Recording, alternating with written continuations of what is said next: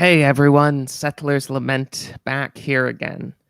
And I don't know, this topic, as I think I said last time, is an exhausting. Wow, I forgot to mute this. Where's the tab? There it is, muted. I'm never going to stop doing that. Yeah, this is an exhausting topic, but I don't know, it got good views, so what better reason to do it again? Today, the focus is going to be a bit more on why exactly sexual immorality is bad, and hence why right-wingers should not endorse it. But first, I feel like the comment section here, the live chat, gave us a perfect opportunity to evaluate this with some comments from John Love here. By the way, John Love, you're about to get banned once we're done talking about you, but we need to examine your comments. And I want to be clear, this is not a debate with John Love.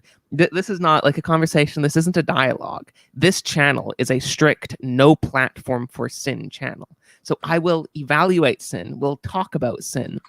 But we're not debating with you. We're not discussing with you. We're not doing any of that stuff. We are just we're looking at what you're saying and we're pointing out why it's wrong. So John Love has some very brilliant comments here. We're going to go over. Nah, it isn't in reference to the goodness or badness of cooming. He says it is not bad. It is literally establishment of masculine instinct. Ejaculating on yourself, that's the establishment of masculine instinct. When I think of Giga Chad, I think of a guy that sits in front of his I think of a guy that sits in front of his computer masturbating all day. That's just Giga Chad, man. That sentence doesn't even make sense. How does it establish the instinct? Wouldn't the instinct? Oh no! I mean, I mean, one of the things that I mean, there are these sort of BAP crowds who who claim that, oh, if I'm going around and just doing whatever I feel like I want to do, then that's masculinity because I'm imposing my will onto the world, and that sounds vaguely masculine. I mean, I guess if you think that being masculine means being a demanding demanding little toddler, I don't know. Yes, quite true. You know, it's actually this guy seems quite a bit worse than that, though. Because if you see the next comment, it's quite clear he's not just talking about Cooman in general. He's talking about masturbation. So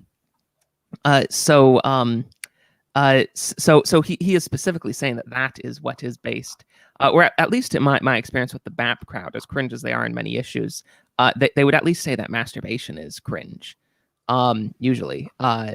But yeah, no, this cooming allows a person to control the exchange of his resources for sex. It's literally conservatism. I mean, this is just stunning levels of argumentation, guys. So are we all ready to change our opinion on this? Yeah, I guess I don't even understand what he's saying here. The exchange of resources for sex, control over that's what conservatism is. I mean, what does that even mean? Maybe he's just trying to dab on conservatism. I don't know. He might just be joking. Honestly, it's hard for me to. Sounds like, yeah, it sounds like a highly imprudent form of capitalism. Well, I mean that I guess all capitalism is.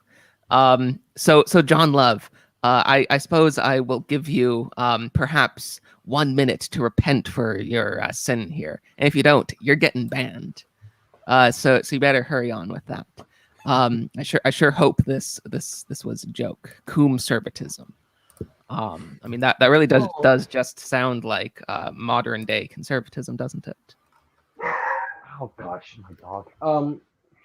I was going to say that later on in the stream, I hope to get the kind of ideological side of this and cover that and why when you look at the historical ideological goals of right-wing people and conservatives and reactionaries, it fundamentally moves against this kind of push towards sexual liberation. To be the idea that cooming is in any way related to the right doesn't make any sense at all, because I mean, pretty much any right winger, I would imagine their entire ultimate goal is basically to start, what you would call the normal nuclear family, which would be monogamous, and you have many children, and then your job is really about raising those children, and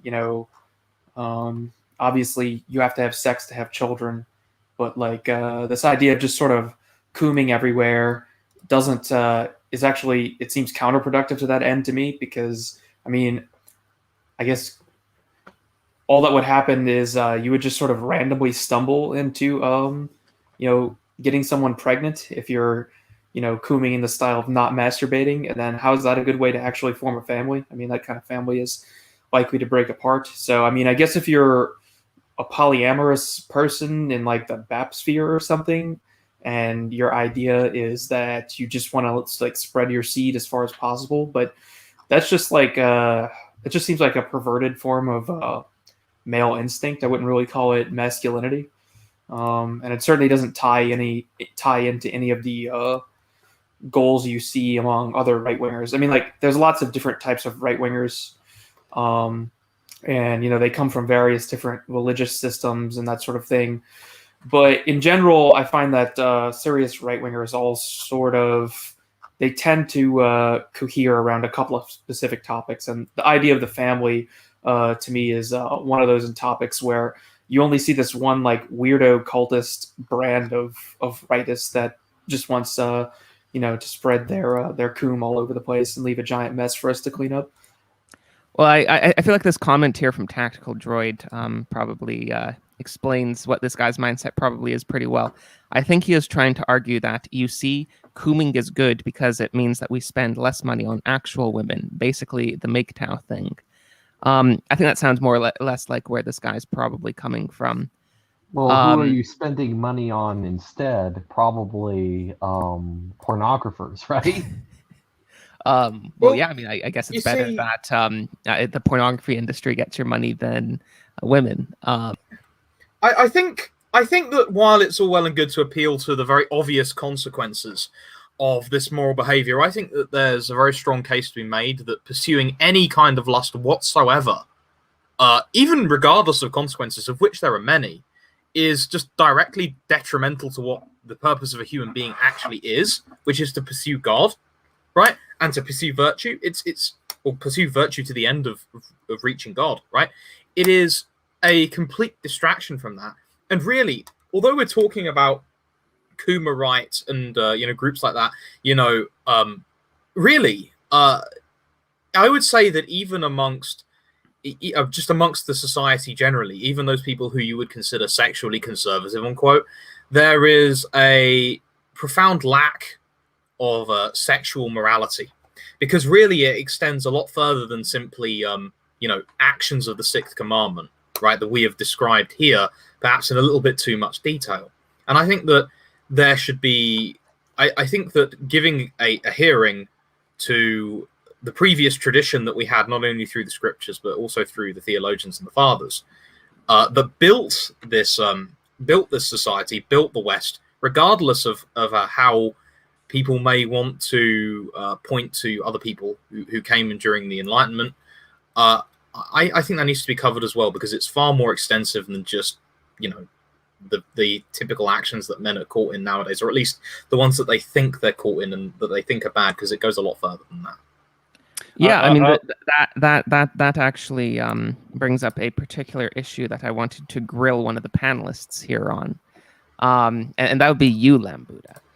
Since you're actually the only heretic here, I wonder what your opinion, particularly on contraception, is. Oh, right. Well, I wasn't ready for that question. I should have probably seen it coming. I think that the role for sex is not just procreation, but I see it in when marriage is created, the two shall become one flesh, and part of that is sexual union. And I think all the way through the Bible, you see once two people are having sex regularly, that's marriage, and marriage should imply consummation. So outside of those bounds, sex is being used wrongly. So that includes people who aren't married in any sense, following their sexual desire. But I actually say the other way is also wrong. If you're married and you're not having sex, that's wrong. So we don't see eye to eye even remotely on this one.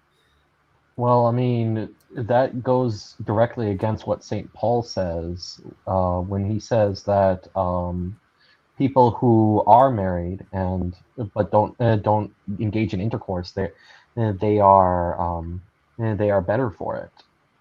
Look, I've brought my physical Bible here, so I'm ready. 1 Corinthians 7, is that what you're referring to? Well, let me look at this. 1 Corinthians 7. Yeah, the if you look at the plain here, it's good for a man not to marry, but since there is so much immorality, each man should have his own wife, and each woman her own husband. The husband should fulfill his marital duty to his wife, and likewise the wife to her husband. The wife's body does not belong to her alone, but to her husband. Same way, the husband's body does not belong to him alone, but to his wife. Do not deprive each other except by mutual consent and for a time, so that you may devote yourself to prayer. Then come together again, so Satan will not tempt you. I say this as a concession, not a command. I wish all men were as I am, but each man has his own gift from God. One has this gift, another has that. And now to the unmarried and widows I say, it is good for them to stay unmarried, as I am. But if they cannot control themselves, they should marry, for it is better to marry than to burn with passion. Go on. Yeah. I mean, it seems to me that there's not really anything here that says that But do not deprive one another, except perhaps by agreement for a limited time. Yeah, I also caught on that line. I mean, it's pretty clear that he's not advising that you don't have sex. He's saying there might be a time where you want to take on a sort of, much like you would fast for some sort of like spiritual journey. You might fast in regards to sex or just some other component of life in order to focus your mind onto God, basically. So it doesn't really sound like this is at all a general recommendation against having sex within marriage. He says, I say this as a concession, not a command. Right, but that doesn't change what he said. And what he said seems to be that he's only talking about mutually determining to restrict your sexuality in marriage for some particular purpose of entering. Well, I mean, what he's talking about is, all right, what he's going to get, what he is forbidding in this case is the idea that, you know how there is this kind of trope that you see in society where you have where there's something that feminists don't like, and then the feminists say, well, ladies, in order to be with the to help the sisterhood, support abortion, you have to withhold sex from your husbands, and they can't demand it from you, or else you are, or else that's rape. St. Paul says, well, no, that's actually kind of that kind of behavior is sinful, because your body is not, because the husband's body is not his own; it belongs in part to his wife. The wife's body is not entirely her own; it belongs to her husband. Yeah. I think that kind of I don't think Paul here is saying, though, that a couple that fasts from that doesn't have a married couple that doesn't have sex is somehow immoral. He's condemning, purposefully withholding sex from the partner when one of the partners wants it. Yeah. So yeah, I think I largely agree with how you're reading this. So it's now as a concession, not a command. I say this: I wish that all were as I myself am, single, and then to the unmarried and the widows, I say this: it is good for them to remain single as I am. He's kind of doubling down there, like I kind of want everyone to just be single. Then he says, but, and this is the concession: if they cannot exercise self-control, they should marry. So I think it's kind of an acknowledgement that the sexual drive is pretty strong, and actually, in some cases, it's sensible to get married. I mean, I think the context of this is there was other reasons why getting married at that moment was not smart. I mean, the thing is that I mean, a lot of the time we have to understand that St. Paul is speaking as an ascetic. The reason why he would say that it's better to remain unmarried is because then you can focus all your efforts on God. But if you have a kind of constitution where a kind of temperament where you are very appetite oriented person, then then you'll need to channel those appetites in a different way. You can't just swear it off entirely. That is the and this is an acknowledgement that I think that this was an attitude in the early church, and I think actually that you see later theologians, you have like St. Thomas, you have this acknowledgement that this is it, that the sexual appetite is a natural drive. It just needs to be oriented towards its natural purpose, which is procreation firstly, and then secondly, male-female pair bonding. Yeah. I mean, going to contraception specifically in the context of marriage, the reason why it's wrong, even in the context of marriage, from a Thomistic point of view, is although you are correct that procreation is not the sole purpose of marriage, that male-female pair bonding is another purpose of intercourse.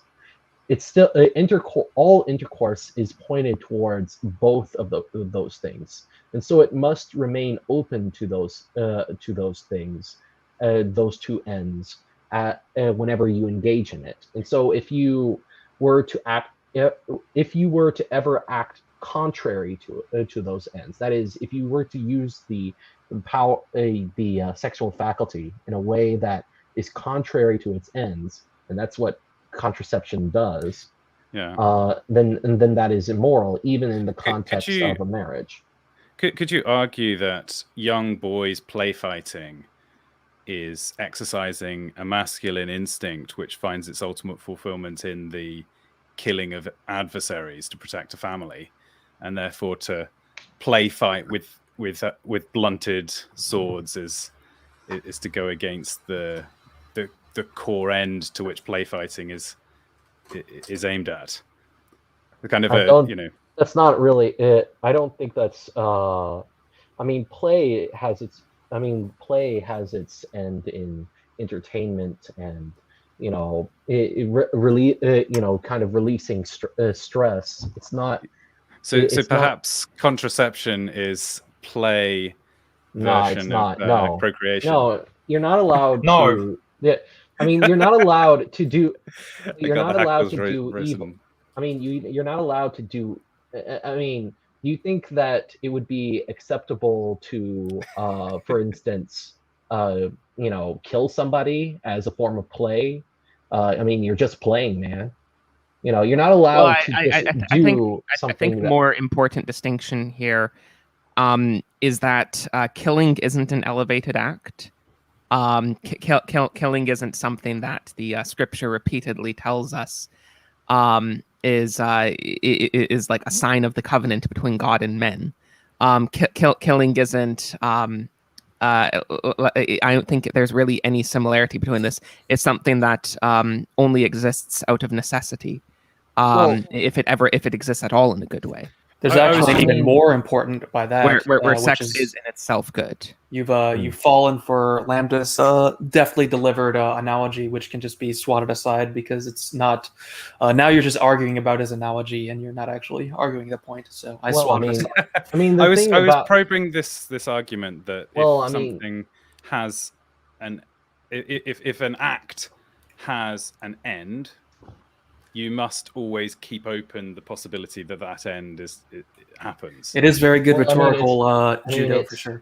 I mean, it's an act. It's not really an act per se that has the end we're talking about. It's the power, the sexual faculty that is part of human nature. I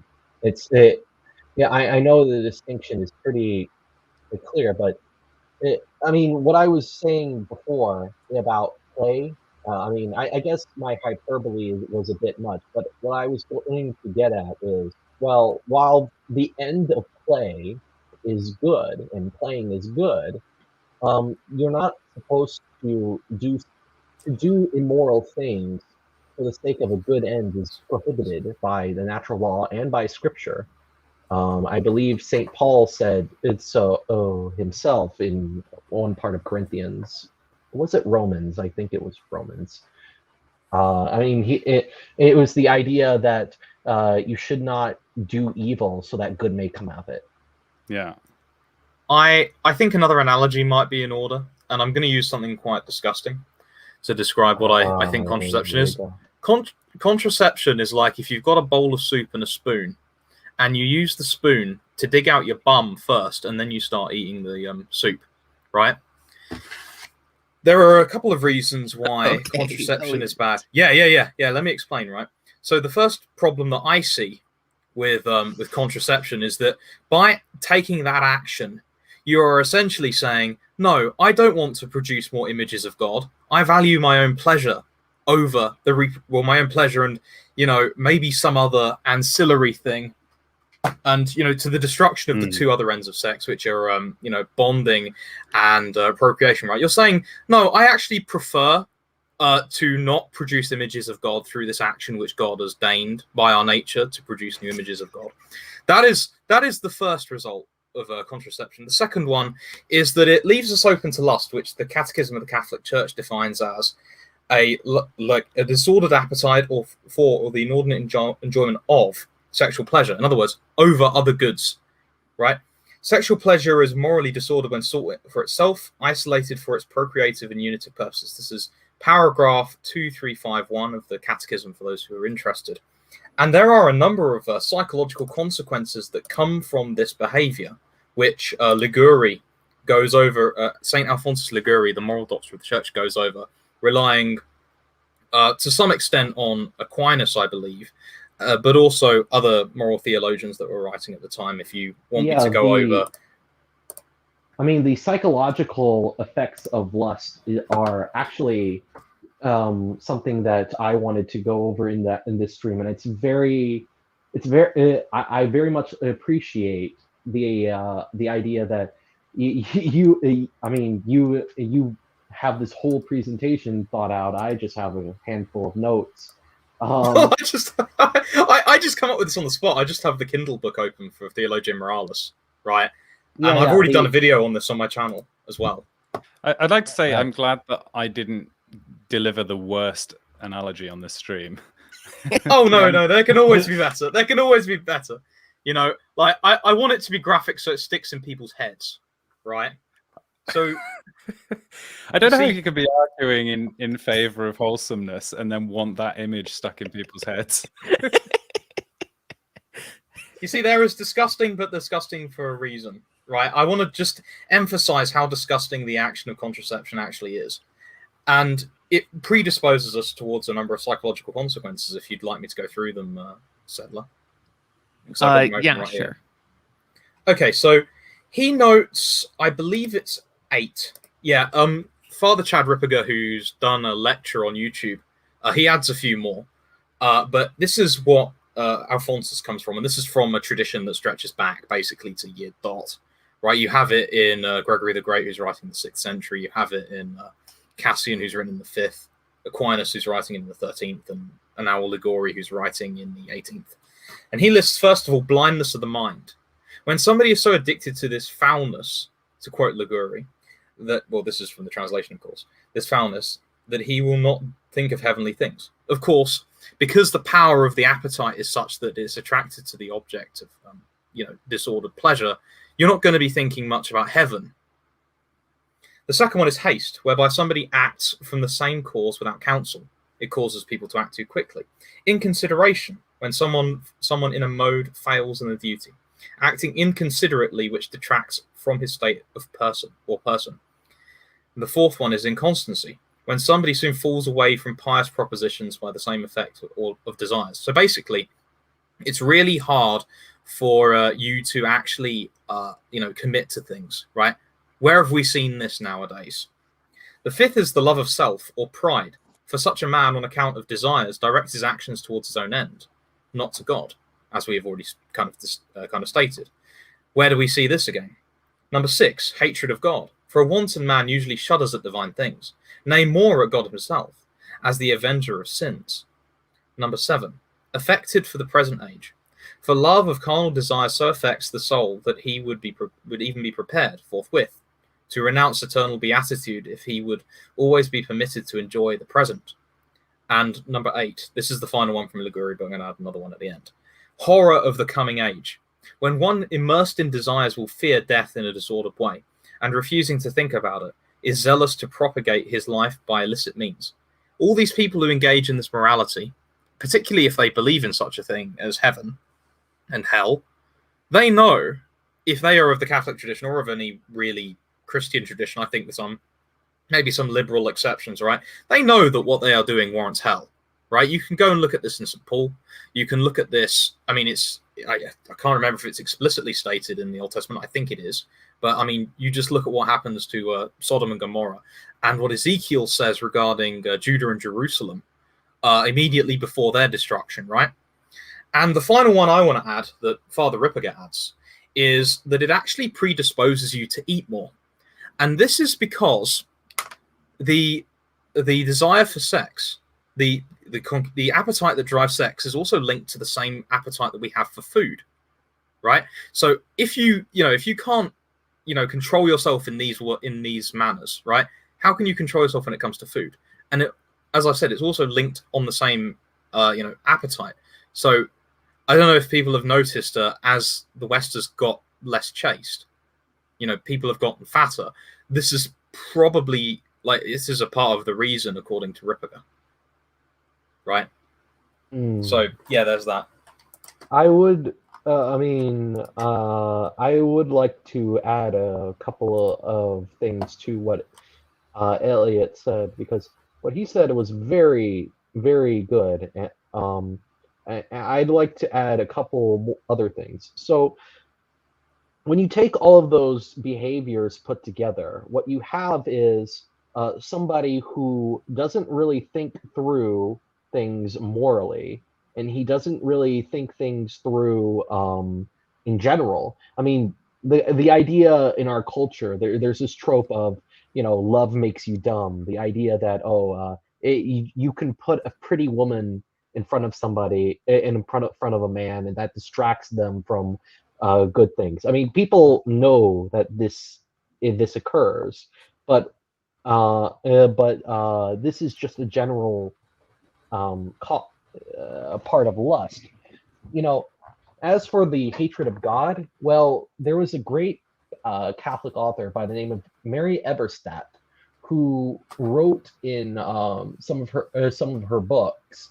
I forgot which one it was, but in one of her books, she argued that the falling away from God was in large part caused by the decrease in chastity.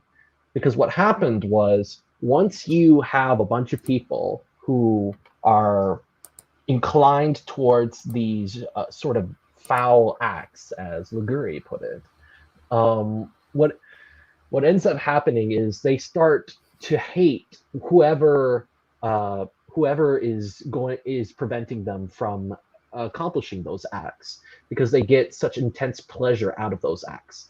And that will inevitably include God and the church, because God forbids it, and the church follows God's word.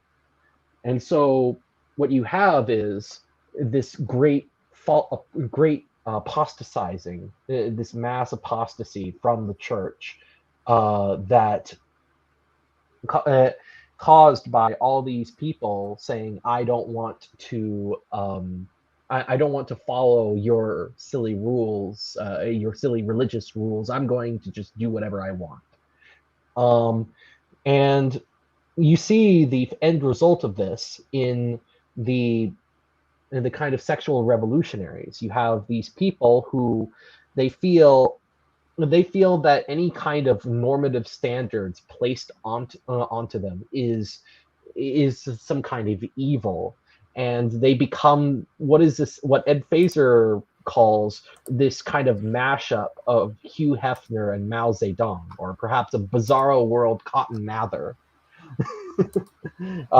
These people who are just worked up into a kind of moral panic over sexual morality. They are anti-moral moralists, and another thing that these people do, a lot of the reasons why otherwise normal people who would support these extreme sex acts is because if the society at large if the society of large tolerates these extreme sex acts, then it will definitely tolerate the less extreme sex acts, logically speaking.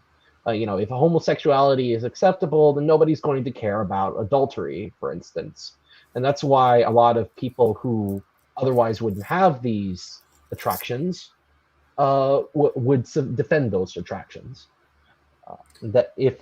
So in a large, I think the video that Computing the Soul did, that he referred to, also said that political revolutions were a consequence of the loss in chastity, right? Yeah. Right. It follows from the fact that people love themselves above the rights ordering of the society. Yeah, and I want to what I want to go into next is the ideology behind these kinds of revolutionaries and why people support one them. second. But first, I want to let everybody else talk. Yeah. Just quickly, I wanted to go through super chats. We just got a couple. Lambuda wins best dressed. So true. Well, thank you. He is best dressed. Yeah. For another $2 or $2 Brazilian, I think that's probably like 10 cents. BAP versus NRX on Telegram. I don't know. I mean, both of those groups sound pretty cringe, TBH, but I also don't use Telegram, so don't really have much to add. I guess NRX is definitely better than BAP, but still. And Chris W for $1.63. That's an oddly specific amount. Says nothing. Thank you for the money, Chris. So yeah, that just wanted to get those through. Does anyone have anything to say to what William has just said there? I did want to add a little side note, actually. Even among the Protestants, until the early 20th century, the general opinion was against contraception. The one change I actually had a quote up for this. I was going to bring up to BTFO Lambuda, but I guess he just interrupted me on that. I'll read the quote. This is from John Calvin. I will contend myself with briefly mentioning this. This is a part of his commentary on Genesis, the story of Onan in particular. Yes. I will contend myself with briefly mentioning this as far as the sense of shame allows to discuss it. It is a horrible thing to pour out seed besides the intercourse of man and woman, deliberately avoiding the intercourse so that the seed drops on the ground is doubly horrible. For this means that one quenches the hope of his family and kills the son, which could be expected before he is born. This wickedness is now, as severely as possible, condemned by the Spirit through Moses, that Onan, as it were, through a violent and untimely birth, tore away the seed from his brother out of the womb. And as cruel and shameful has thrown on the earth. Moreover, he thus has, as much as was in his power, tried to destroy a part of the human race. When a woman in some way drives away the seed out of the womb through AIDS, then this is rightly seen as an unforgivable crime. Onan was guilty of a similar crime by defiling the earth with his seed, so that Tamar would not receive a future inheritor. And I'd like to point out here that he specifically says when a woman in some way drives out the seed out of the womb through AIDS. So he specifically is referring to contraception here, John Calvin. So there's no ambiguity about that. Yeah, so maybe I could come back on that since I answered a little frivolously earlier. I think it is part of the it's part of your responsibility as a married couple. I'd go so far as to say it is part of your responsibility to attempt to have children. Not everyone can do it. There are medical reasons why some couples are unable to have their own children. But if you can, I think it is a good, God-honoring, right thing to do to attempt to have children. And if you are, if you are not doing so, then I think you are getting in the way of God's will for you in a way that is very similar to the story of Onan. Not that what's going on in that story can immediately be generalized, but I think it's a fair comparison to make. I think the only quibble is I think here me and Calvin differ, if I could be so bold.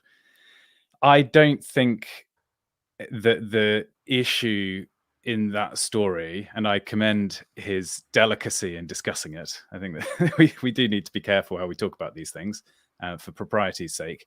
But the issue was not the physical act directly, and I think you guys might disagree with me on this as well, but I think it was not what he did in that instance. It was the ongoing attempt to subvert. He'd been given this command to reproduce, and he didn't want to because his offspring would have ended up, I think, if I remember correctly, with his inheritance. So he wanted the sex act without the procreation. And I think they are connected enough that you ought to both be doing. Elliot, was it you who was saying that there's the A and the B? There's the procreation and the male-female bonding intents. And I think you should be aiming for both. So to do one without the other is wrong. I guess I just think, I mean, if you have sex, at different times in the month or with various other modes whereby you as a couple have decided we are going to have children but not this occasion, I don't see that as wrong. I mean, there's a difference between natural family planning and contraception. Yeah, right? and I also totally endorse everything you were saying about lust, and I think a really clear verse on this is 1 Thessalonians 4 verse 3, for it is the will of God, your sanctification, that you abstain from sexual immorality, that each one of you know how to control his own body in holiness and honor, not in the passion of lust, like the Gentiles who do not know God. So regardless of married or not, you actually should aim to conquer your lusts. And the super chats at the beginning of this, or the chats we were talking about at the beginning of the stream, were saying, surely the right should be putting the male drive above everything. And no, like true mastership is more like we have control over those male urges, and we have control over our lusts, and we are self-controlled. Well, I would say it's not even masculine. It just shows that a man is unable to subordinate his passions to his reason. Yeah, sure. How can a man be the head? I think being controlled by your passions is it's one of the least masculine things you can do. Yeah. How can a man be the head of a woman if he can't even be the head of himself? Yeah. Quite. But I don't know. I'm not sure how seriously I can take your condemnation of lust when you are a contraception apologist. Maybe we could Yeah. maybe we could have a more serious discussion on contraception, specifically in another live stream. Right? Yeah, it wasn't the one I think we we have. came That was a prepared for. perfectly fine time to talk about it. It is more Okay, interesting fair enough. because Sorry, I everyone on did the just kind of panel- spring this on you, Lambuda. If you If if you everyone like- on the panel agrees on the core of what we were going to talk about today, which is we should be controlled over our passions, and you know, sex should be within marriage and so on. Like we you know, worth discussing, and we can do it. But it is always fun when there's debate between panel members. So Of course, it's something into that spice things up, right? So do you? Am I right that you guys disagree with me? Maybe it doesn't. I don't even need to ask, but I assume you will think my stance is incorrect on. Well, I mean, for example, would you say if you're going to have sex, you should only do it at the time when the woman is fertile? no. But I think, but more importantly, I want to get a bit more of your exegetical take on the story of Onan. Okay. Yeah. What sure. So what specifically do you think the sin of Onan was? Can you give me a second to bring it up? Does anyone remember? It's Is it Genesis 5, I 38? think. No. It's like Genesis 42. It's much later on. Oh, okay, 42. right, yeah. Great. 42. You sure? I don't know exactly. It's just it's later on. That's what I'm saying. Okay, let's see. 38, Genesis 38. Yeah, I think it's 38. Yeah. Okay. Here's the. Should we read it, or maybe we could summarize? I don't care. Should we read the key bit? So Judah said to Onan, "Sleep with your brother's wife and fulfill your duty to her as brother-in-law to raise up offspring for your brother." But Onan knew that the child would not be his, so whenever he slept with his brother's wife, he spilled his semen on the ground to keep from providing offspring for his brother. What he did was wicked in the Lord's sight, so the Lord put him to death also. Hopefully the context is clear from that. So Onan was being told, you've got to produce an offspring, and the offspring would have been more prioritized than his own direct children in the pecking order. So he didn't actually want children to come through his brother-in-law's wife. Does that make sense? So he was trying to sort of selfishly subvert this. So I think that the core of the passage here is about Onan and whether he gets offspring via this particular descendant route, and God puts him to death because what he did was so wicked. Now this gets very broadly generalized, and people basically just see spilled semen on the ground, Lord put him to death, so therefore spilled semen is bad, which isn't what the passage is saying. But I think you can generalize and say, okay, if the Lord wants, if it is his desire for you to produce offspring and you choose not to do it for selfish reasons, that's bad. 21st reaction, what do you have to say? Well, he's not here, but I think he's sorry. I think he's criticizing you for being a contraception apologist. But yeah, no, I see your exegesis. I think it's reasonable. But I think there's one key problem with it. Yeah. And that's the comparison to Deuteronomy 25. Are you familiar with this comparison by any chance? Deuteronomy 25. Let me look it up. Okay, in particular, 7 to 10 verses. I can read that. Yes. And if a man, this is a part of the laws being laid down for the people of Israel. And if a man does not wish to take his brother's wife, then his brother's wife shall go up to the gate of the elders and say, my husband's brother refuses to perpetuate his brother's name in Israel, and he will not perform the duty of a husband's brother to me. Then the elders of the city shall call him and speak to him. And if he persists, saying, I do not want to take her, then the brother's wife shall go up to him and in the presence of the elders pull the sandal off of his foot and spit in his face, and she shall answer and say, so shall it be done to the man who does not build up his brother's house. And the name of his house shall be called in Israel the house of him who had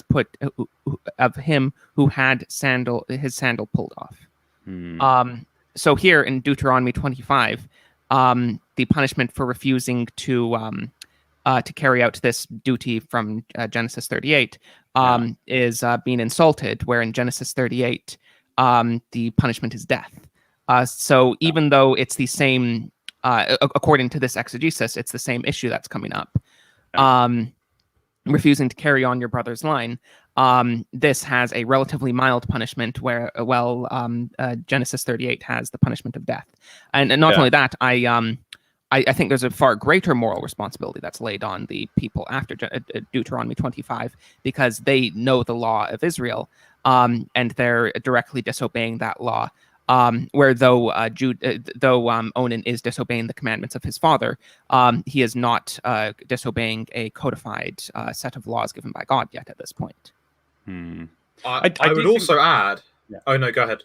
I was going to say, I do think there's something in the way that it's written. It's deliberately in your face that he spills the semen, and that's makes it doubly as bad. Not only is he not fulfilling his requirements to have children in his brother's lineage, he also does go ahead and have the pleasure of sex, and so he is really doing it.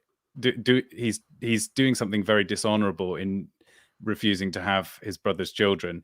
He's doing it in a particularly bad way. I think the way the narrative's written does. Yeah, I mean, I certainly don't think that anyone who holds to the conventional exegesis of Genesis 38 or the conventional prohibition against contraception would say that Onan didn't sin by refusing to take his brother's wife. I think he did sin by refusing to do that. All that we're contending is that that it is also condemning the sin of Onanism in the chapter. Yeah, I mean, naming it Onanism it makes it hard to argue against, doesn't it? Well, I mean, we can call it coitus interruptus, doesn't matter. But yeah. I mean that's the term that Luther and Calvin would have used. Yeah. Well, Luther and Calvin didn't go far enough. They needed to split far harder. Sorry, we interrupted. Was it Computing the Soul? Was going to say something. I was going to point out something. I was going to say that, well, Moses is writing the Torah, the entire Torah, as a means of instructing the entire people of Israel. So I think that it's not really relevant now because you're basically doing the same thing, but you're supposed to get general principles from every single one of these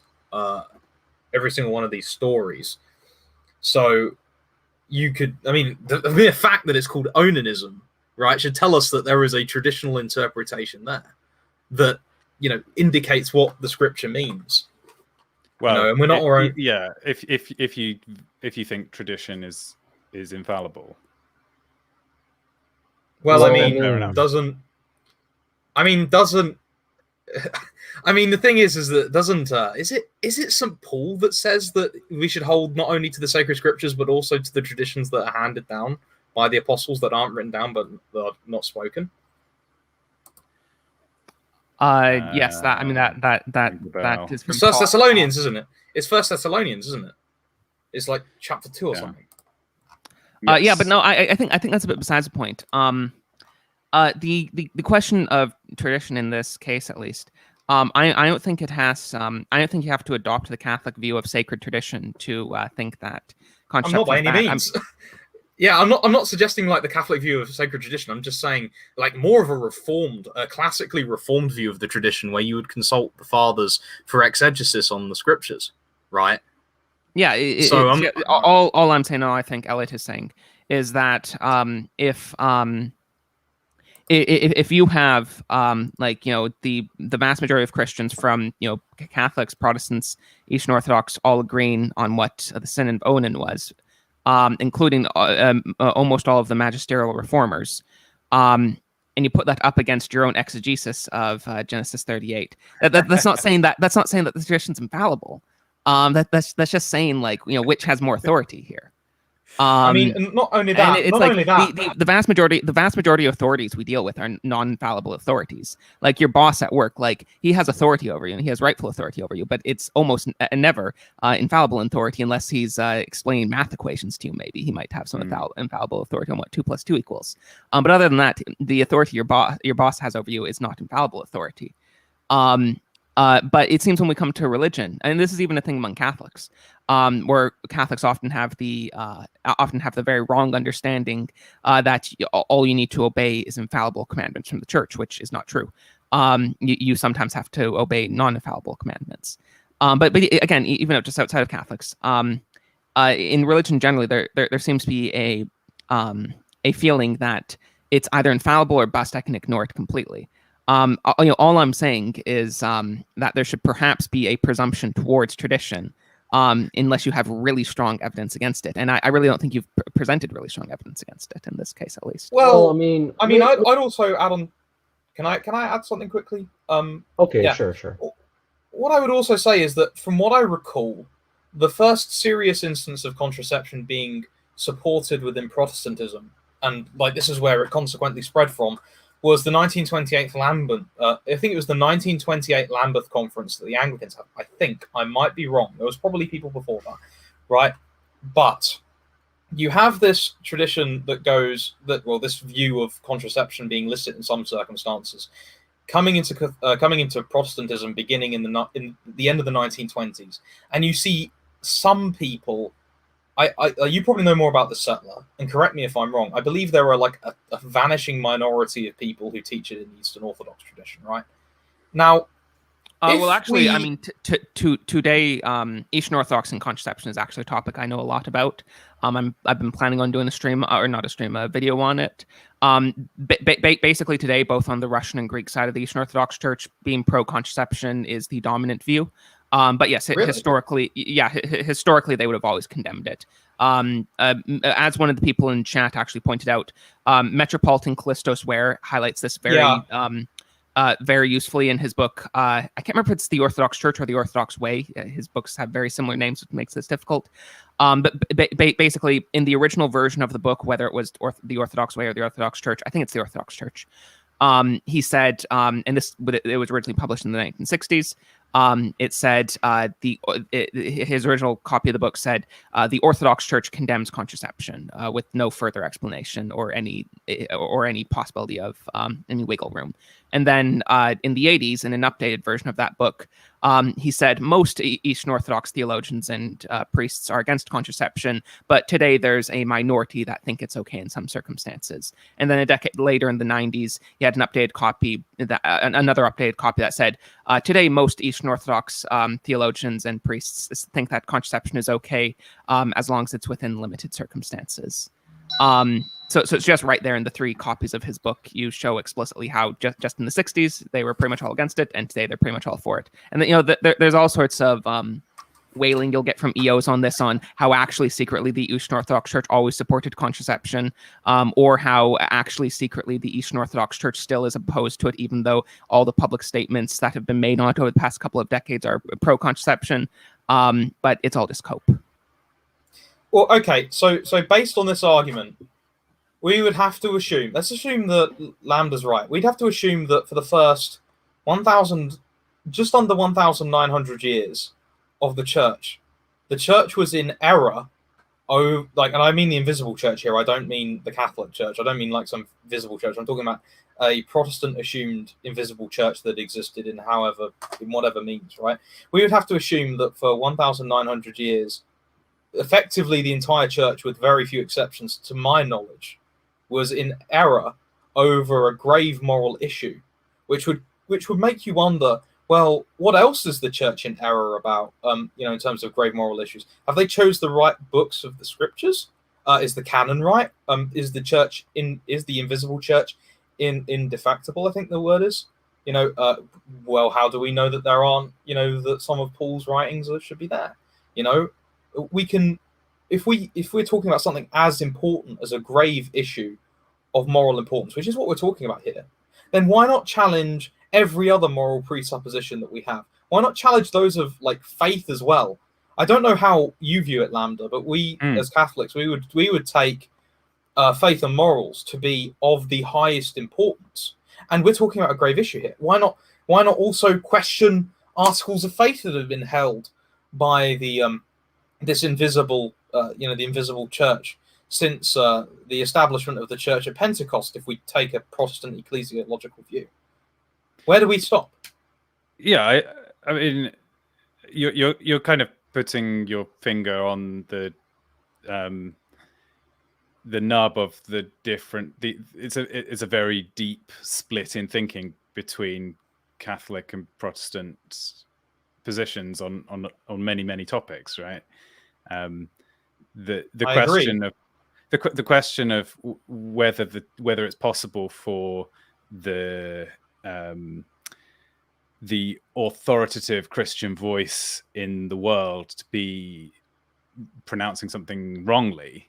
Like, would God allow for the Pope to be teaching something incorrect and therefore influencing thousands of people across the world? Wait, hold on a second. Like, is this possible? Hold on a second. Depends in what matter. The Catholic view of the magisterium is not that the Pope there can never be a Pope who says wrong things. The Catholic view takes a more broad view and says, overall, when we look at the consensus of couple thousand years of Christianity, what consensus is there? And it seems that the consensus for 1900 years has been one thing, and then if somebody is coming in at a later century and introducing a novelty, that's at least even from a Protestant perspective, that's grounds for, okay, well, are you actually reading the Bible correctly at that point? Are you actually? I think the consensus perspective on the history of the Catholic Church is one possible reaction to realizing that the Catholic Church has in many cases been responsible for evil and perpetuating bad teachings and all sorts of corruption. One perspective is to say, okay, we'll ignore specific instances but try to find broad agreement. And on issues where there is not really, I mean, that's not really, how it works. That's okay. Lambda, you're acting like this consensus view is just something new that I'm pulling out of my butt. Why are you saying that? Well, I mean, I was not intending this stream to be. I know I wasn't just be like nothing but Catholic Protestant stuff. Well, I mean, I know I wanted to get on with it a while ago because it does have the. I really, if we need to talk about contraception more, that's fine. But I feel like specifically Catholic Protestant stuff is not helpful for this stream. Well, we perhaps fundamentally this is 4v1. Can I make fundamentally, a from a comment, Catholic perspective, it's very clear there is tradition that teaches on contraception. So as long as we're going to have to accept the axiom that if there's consensus in the Catholic position, we can't argue it, then there's nothing I can really say. Well, can I have a final word? What I would say is that even in the Protestants, and this is something that's sometimes disputed, right? There is frankly a tradition on the canon of Scripture, right? So why would there have to be 66 books? That's what I'm pointing out here. I'm not saying by any means, like, I'm not assuming a Catholic magisterial view here. I'm assuming whatever Protestants think the apostles were going on about in the first century and their successors in the second. The thing that ended up leading to there being a 66 book canon, or in cases of some of the early reformers, a 73 book canon of scripture. I'm just pointing that out. I'm saying, well, if you take this view, because you clearly have like a little T tradition, right? Why not question other little T traditions as well, including the God-breathed scriptures themselves? Now, you have to assume a certain indefectibility, at least in the early church, to be able to even get like a solid canon of scripture. I think the question is which books was God intending for us to consider to be canonical? And I would actually be interested in discussing questions like, isn't there that story about Jesus writing in the ground only appears in some manuscripts and not others? Now, that to me raises the question: should we treat it as canonical? I think that's a difficult, interesting question. So I really am prepared to throw out tradition all the way back to early canon. I mean, well, I mean the issue of the issue of textual variance isn't really an issue of the early canon. The issue of textual variance no, I don't mean like that. The issue of textual variance is what got mixed into the Bible that was not there originally. I mean, stuff like this Johannine comma, I don't think that appeared until like the second millennium. So that's not really like an ancient tradition. I think it's earlier than that, but that's not my issue. My issue is like, well, why even have the four Gospels? Why not just go through the Gnostic Gospels? Those ones that we would consider as Catholics to be teaching vile errors, right? Why not throw them in the scripture too? Why not take Ebionite texts? Yeah. I mean, as I said, I really don't think this Catholic Protestant stuff. Maybe we could have it. More... Well, I mean, maybe we could have a discussion on this some other time. Maybe Lambda could put something together on his channel about this. Sure. Either way, I think for settlers' sake, maybe we should pause this discussion for now. Yeah, I really wanted to talk a little bit more. And also, Charlemagne was kind of silent over there. Maybe he'd like to say something profound. I mean, I don't have nearly the expertise on scripture any of you have, so there's kind of no point in me interjecting useless info. But I don't mind listening. It's a good learning opportunity. I mean, I was going to go into the sort of ideological parts of the sexual revolution, and why would people be pushing this ideology from a kind of power politics perspective? Yeah, I mean, it's we touched on this. It's obvious that lust basically controls you, right? I mean, I'm sure many of us, probably all of us, have some experience with that, where it's just this distraction in your head that prevents you from performing productive activities. And this is the real problem with cooming, is when it becomes like a cycle.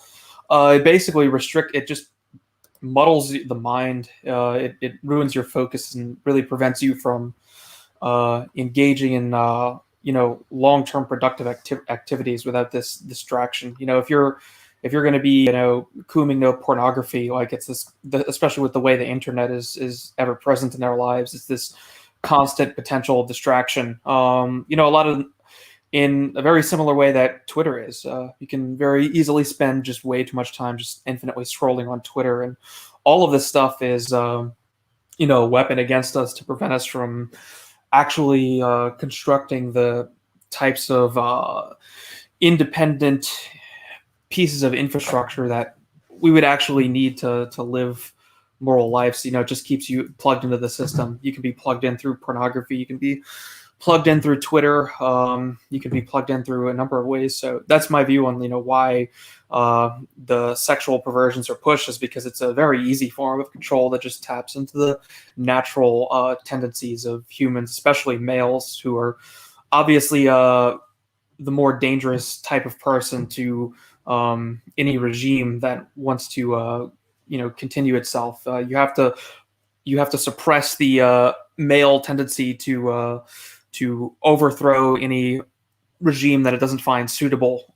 So even though it seems like a lot of Americans aren't really very happy with the U.S. government right now. If you look at various polls, depending on if you believe them, there's a very, very large secessionist sentiment running right now. But what are people going to do? What are people on the right going to do when they're stuck, looking at anime titties or whatever? Yeah, I would. I mean, it reminds me. There was a passage from Aristotle that says that when tyrants wanted to reign over people's lives, this is what Aristotle noticed. When tyrants come to power, one of the things that they did was put in charge women, because women aren't as aggressive. They're not as they're not as resistant to authority. You can see this in modern day politics.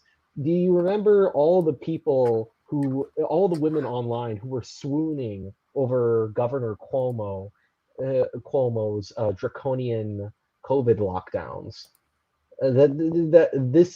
That's sort of a microcosm of this kind of issue that Aristotle was pointing out, which is, when it comes to authority, women are just more responsive, and it's no wonder then that powerful people push for feminism, which elevates women and elevates specifically libidinal desires in women to new heights in order to sort of clamp down on the general population. And there are other reasons why too, that I can get into. But I wanted to also get into the sort of how did traditional societies look at sexuality versus how do modern societies look at sexuality. So traditional societies have a more purpose-oriented view of sexual identity, right? So you have a man and a woman, and men have a purpose, which is, providing for the family and being helping the society that the family is a part of. And women also have a purpose, which is helping her husband and raising the children. So that's the more purpose-oriented view. And then the modern view comes along, and it says that, rather than conforming our actions to to nature and nature's author, which is God, you conform nature to human desire. And so you have now the classical liberals were the first people who presented this idea, but they never had anything like radical sexual liberationist agenda because it just wasn't technologically possible. They had this, but the metaphysics behind this kind of liberationist worldview were baked into the sort of metaphysical cake of the Enlightenment view. Because the Enlightenment worldview, if you look at Thomas Hobbes or John Locke, their view was nature has no purposes, and we control nature according to our own designs. And yes, you have people like Locke saying that we have to follow God, but John Locke was also a theological a minimalist. He believed that there wasn't very much we could know about God, and so who are we to say that God doesn't approve of cooming? You have this kind of rise. Instead of this purpose-oriented view of sexuality, you have the rise of a kind of fetishistic or consumerist view of morality and of sexual identity. I remember before I leave it to the rest of you guys to respond to what I said so far, I once talked to this one guy named Lash on Twitter, and back when I had Twitter, and I asked him, well, how can you justify sexual orientation identity? I mean, it doesn't seem like a sexual orientation has a history or unlike religion and ethnicity and gender, there's not really a tradition, and there's not really this tradition of homosexuality that goes back. There's not this tradition of transgenderism. It just seems like it's just there to fulfill our fetishes. And he says, well, these things are an identity, the same way that being a fan of Star Wars is an identity. We're united as a Star Wars fandom, and that's our identity. In the same way, we're united as same-sex attracted persons, and that is our identity. And that's just how identity is nowadays. It's these kinds of consumer identities that can be that have no purpose outside of self-gratification. So I'd like to hear what your thoughts are, everybody else, on on this analysis. Do you think there's any problems with it, or what? Well, you covered a lot of ground there. Let's say if I just take what you said about society being led by women in certain tyrannical societies, I think it's less about the societies being run by women or women being charged, in particular, as it is feminine qualities being prioritized over masculine ones. I think one of the really insidious elements of our society is like welfare programs, especially among certain communities, where essentially what these welfare programs will do is basically takes away the male purpose in the society by basically substituting for the male role, and this actually subsidizes single motherhood. And I think this idea of like taking away male purpose is something that is weaponized against us as well, and what leads to this sort of degenerate cycle of being a coomer potentially, is that when I find myself most productive, and probably you guys all feel this as well, like sometimes you just feel this overriding sense of purpose in what you're doing, and it will basically drive you beyond your limits to accomplish something. And I think this is a really important component of masculinity, which lust is a big distraction from, no matter how it manifests. And I think to some extent what you see going on in the Bronze Age pervert community is sort of this like substitute purpose, and it's actually in some ways a very feminine thing to do, to basically make your purpose to essentially like beautify your body and become like this perfect specimen. I think it's sort of a reaction to having outward purposes that have to do with your society. They're all taken away from you, but no matter what's taken away, right, a man can always focus on his own body as like his overriding purpose. You can't actually take that away, but nevertheless, it's not a particularly productive mode, is it? I mean, I'm not counter signaling fitness, but it doesn't. You can't actually build your society just by becoming really, really strong.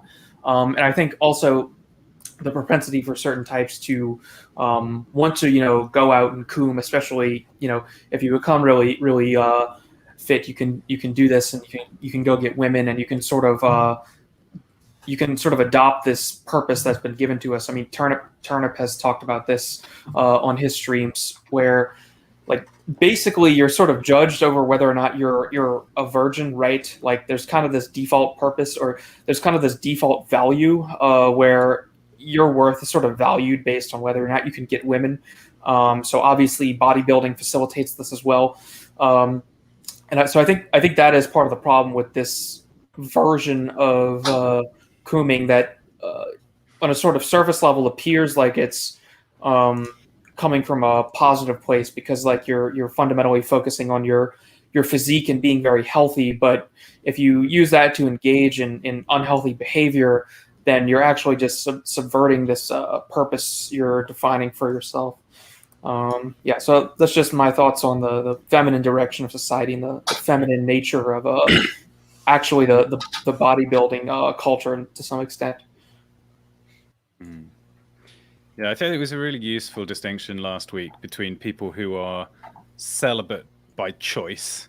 And I think celibate's a really useful word that we should push to bring back. I think virgin these days has such negative connotations and does imply somebody who's failed to become a man and is therefore unable to find a wife. Whereas the positive attributes of having the complete ability to, but choosing not to follow your lusts, that's really praiseworthy and powerful. I also wanted to throw in the point from 1 Corinthians, flee from sexual immorality. Every other sin a person commits is outside of the body, but the sexually immoral person sins against his own body. So it does seem like there's something particular about sexual immorality that's different from other types of sin. And there's a reason we always come back to it in discussions about sins. Because it's the most dangerous. I mean, because it's one that is taking advantage of something that is so interweaves into our nature that it's very hard to free people from that sin, because it's so clung up with that that extremely strong instinct that people have. So that's why the saints and the fathers, they're always railing against that, because it's a very dangerous well to fall down. But and then dangerous. I'd say right. I mean, well, obviously, lust is a very short bridge to completely inflame pride. But Ligori was saying that and like we said, like Elliot said, he's one of the doctors of moral theology, and he was saying, if not every single person, almost every single person in hell is there because of impurity, and if it's not because of impurity, because of a worse sin, they commit that worse sin, and they also committed the sin of impurity too. So it's just this kind of universal thing. And then I forget which person was saying where some were thinking that the upper layer of hell was just people that only committed the sin of lust because it's was the sin of weakness, and then there's deeper levels like betrayal and stuff like that. I forget who. Dante. Yeah, Dante, right. Well, I knew Dante's Inferno was in there. I knew it was in there, but I thought there was someone else that was corroborating that. But no, I guess it's just Dante. But yeah, so it's literally like yeah, so it's like just so common. But I think one thing that I don't think I heard yet was that it's very ironic, because it's assumed to be like a sin out of excessive love or whatever, physical love, but really ironically it facilitates this cold-heartedness in people that is just quite dangerous and honestly quite sadistic, especially now because there's so many people like this, and they don't like the small minority of people that are us, that so anyway, it's kind of dangerous in that perspective, and you see this, like the coldness in those young women that have been with many men or whatever. You can see it in their eyes. There's this kind of coldness, this sterileness that is quite dangerous. But generally, like just the sin of lust, even if it's seen as a sign of physical love or whatever, it just takes all the love out of you. So we have to remember that most people, quite literally, theologically, do not have love in them, and so we need to take that into account. Sorry, that was my rambling. Oh no, I think that's a very important point. I guess maybe I could. There's another part. I know I covered a lot already, but there was the second part I wanted to cover, which is, why would there's a lot of talk about masculinity, and Charlemagne brought this up about how it takes away people's sense of purpose. Well, what has happened with this kind of individualist mindset is we've sort of lost this traditional understanding of work as well. Work as a kind of masculine ideal was meant to serve one's family and the larger society. But the modern understanding of work, with its sort of individualist idea, dispensation, and its unmooredness from nature, is this idea that the work is all about helping your career. It's a matter of self-expression, self-fulfillment. It's a way of making one's mark on the world and gaining the world's attention and adulation. The degree to which one magnifies oneself by his career in terms of wealth, power, fame, or influence has become the new measure of success. Hence, whereas on the traditional model, one succeeds as a man if he is able to provide for his family and contribute something of value to his community, something of which the majority of men are capable, to this kind of liberal individualist career model of work, where one has achieved success to the extent that one has attained wealth, power, fame, or influence. And relatively few men are able to obtain these heights of wealth and status. And so this creates inevitably a crisis of masculinity. So individualism emasculates men by telling them that the ideal man is this person who gains all this power and money and status, whereas in actuality, the ideal man is someone who provides for his family and helps his community. Now, it's even worse for women, in part because the sort of feminist view indoctrination is targeted at them. Because what feminism does is it also says, well, women, you need to go and basically get careers too, and disregard your purpose as mothers of children and as lovers of men. And this kind of it's this kind of this kind of ugliness comes out of the feminist worldview, and then you see women entering the workplace, and this drives down men's wages because of it's law of supply and demand, but also because you see before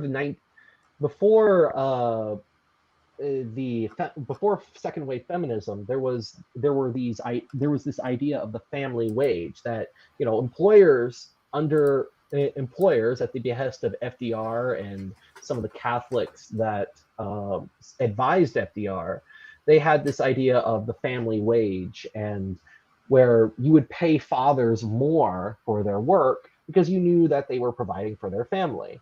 Well, that sort of got, and that really worked up until the Equal Pay for Equal Work Act that was promoted by feminism, and you can see the economic angle right there. It's feminism has that kind of economic angle to it, and it's no wonder then if you look at the origins of all of this. If we look at some of the root causes of these things, I mean, there are many different figures that are behind sexual revolution, but one of the main ones was Alfred Kinsey, who was a Carnegie-backed researcher during the post-war period, who wrote in 1948 this book called I think it's something called Sexual Behavior in the Human Male or something like that. And keep in mind, this was back in the 1940s. He wrote this. He claimed in his book that his research had proven that there were 10 to 37% of the population committed homosexual acts, that half of all farm boys had committed bestiality, that 11% of married men had committed sodomy, had participated in sodomy at least Wait, once. wasn't Kinsey a commie or something? Wasn't he like a cultural Marxist? 94. I'm getting there. I'm sorry. 94% of married men had committed adultery.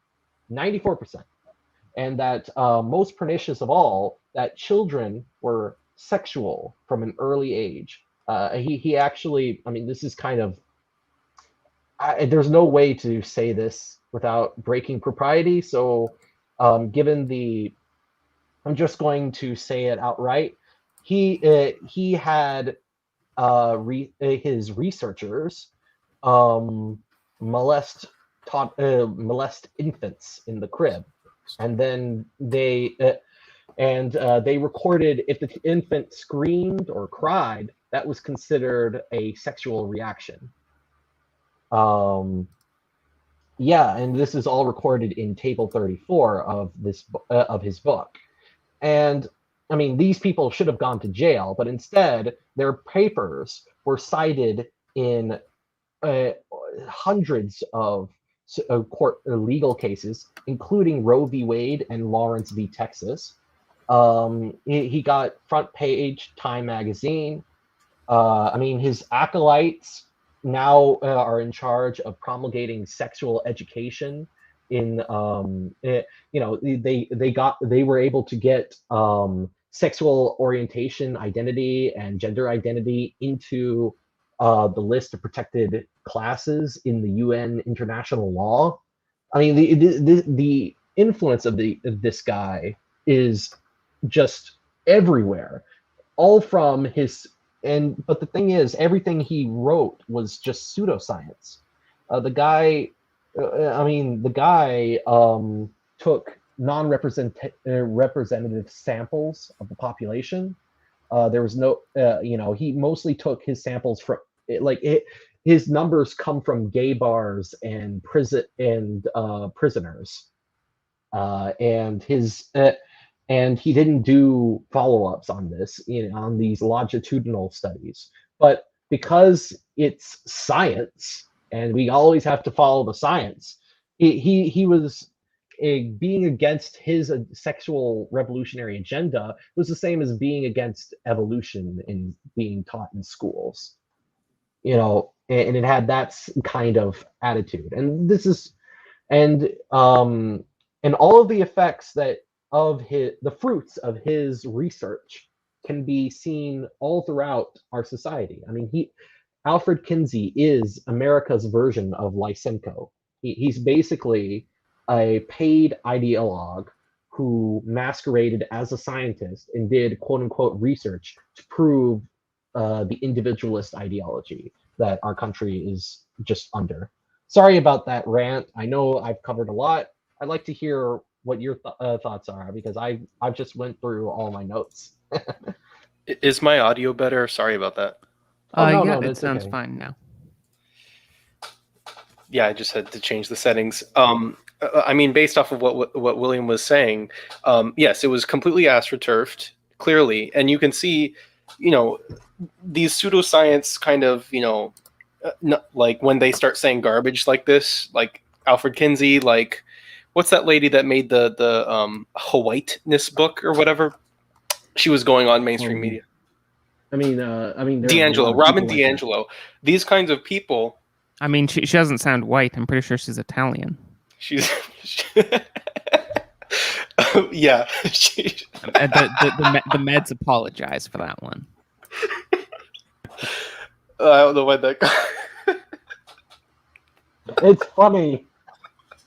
That's something that I also thought too. But anyway, let me get myself.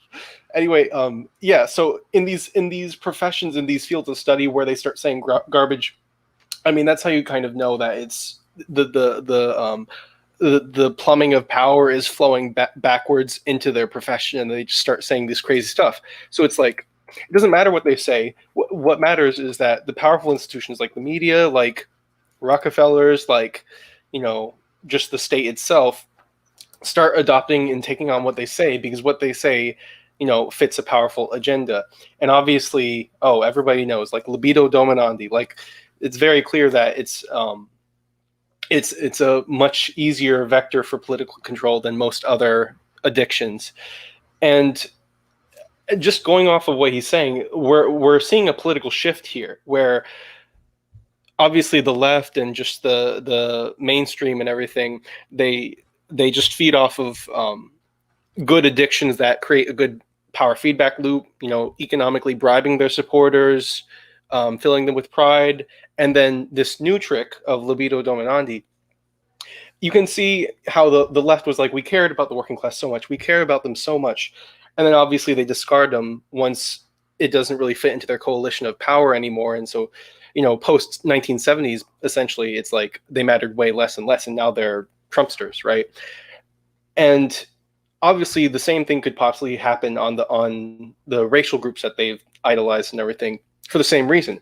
And I just think we're in the process of a multi-generational shift, where the genesis of let's say the genesis of working class leftism was the 1850s, let's say, and then the genesis of the racial and colonial leftism was probably the early 1920s or 30s, and then the genesis of this sexual liberation was probably the 60s or 70s. And a figure like Michel Foucault is perfectly epitomized in the New Left, in that he was one of these extreme deviants where that was basically half of his ideology was about sexual liberation. So they're shifting on to these new policies where they care less about class and probably will care less about race. And I mentioned this in my video, Progressive Utopia on the Horizon, if you want to watch it. They're shifting to this because I think in the modern age where people have less material concerns, they have a higher baseline of wealth and material possessions. When everybody's becoming like the same cosmopolitan bugman, uniting a cult of power around this issue will still last. And there's no heating it. There's no way that it could stop. Essentially, they couldn't run out this issue, I think. So that's what we're seeing, where they shifted from class. We're in the apex of the racial era, and this is probably the next era, and it's going to get ugly. Yeah, that whole thing is, from the start, this thing was evil, and I don't see it having a good effect anytime soon. On the topic of racial and class revolutionaries, a friend of mine, Todd Lewis, pointed out that this kind of degenerate behavior is just this great sort of revolution buster, a union buster. It's what do you do to break up unions? Well, you introduce all these sexual things into them. You introduce, you have you get women to be a part of, you get women into the workforce and have them be more compliant, and have them be more to get them more compliant. You get you introduce these kinds of sexual norms that effeminize men to get them to be more compliant. And I think that what you said earlier about race, well, you're going to see something similar with certain racial nationalists, because what you see in this is something that started happening in the migrant crisis in Europe.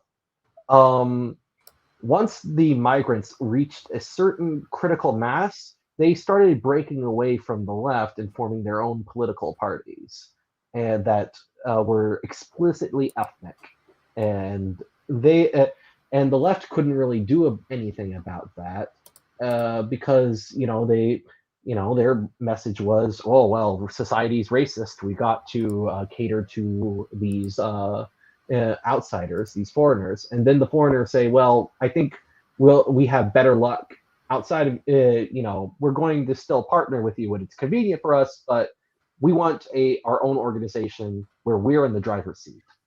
And the only way you can prevent that from happening is if by this kind of introduce this sexual deviancy to sort of break up these people and make them less focused and more self-gratifying.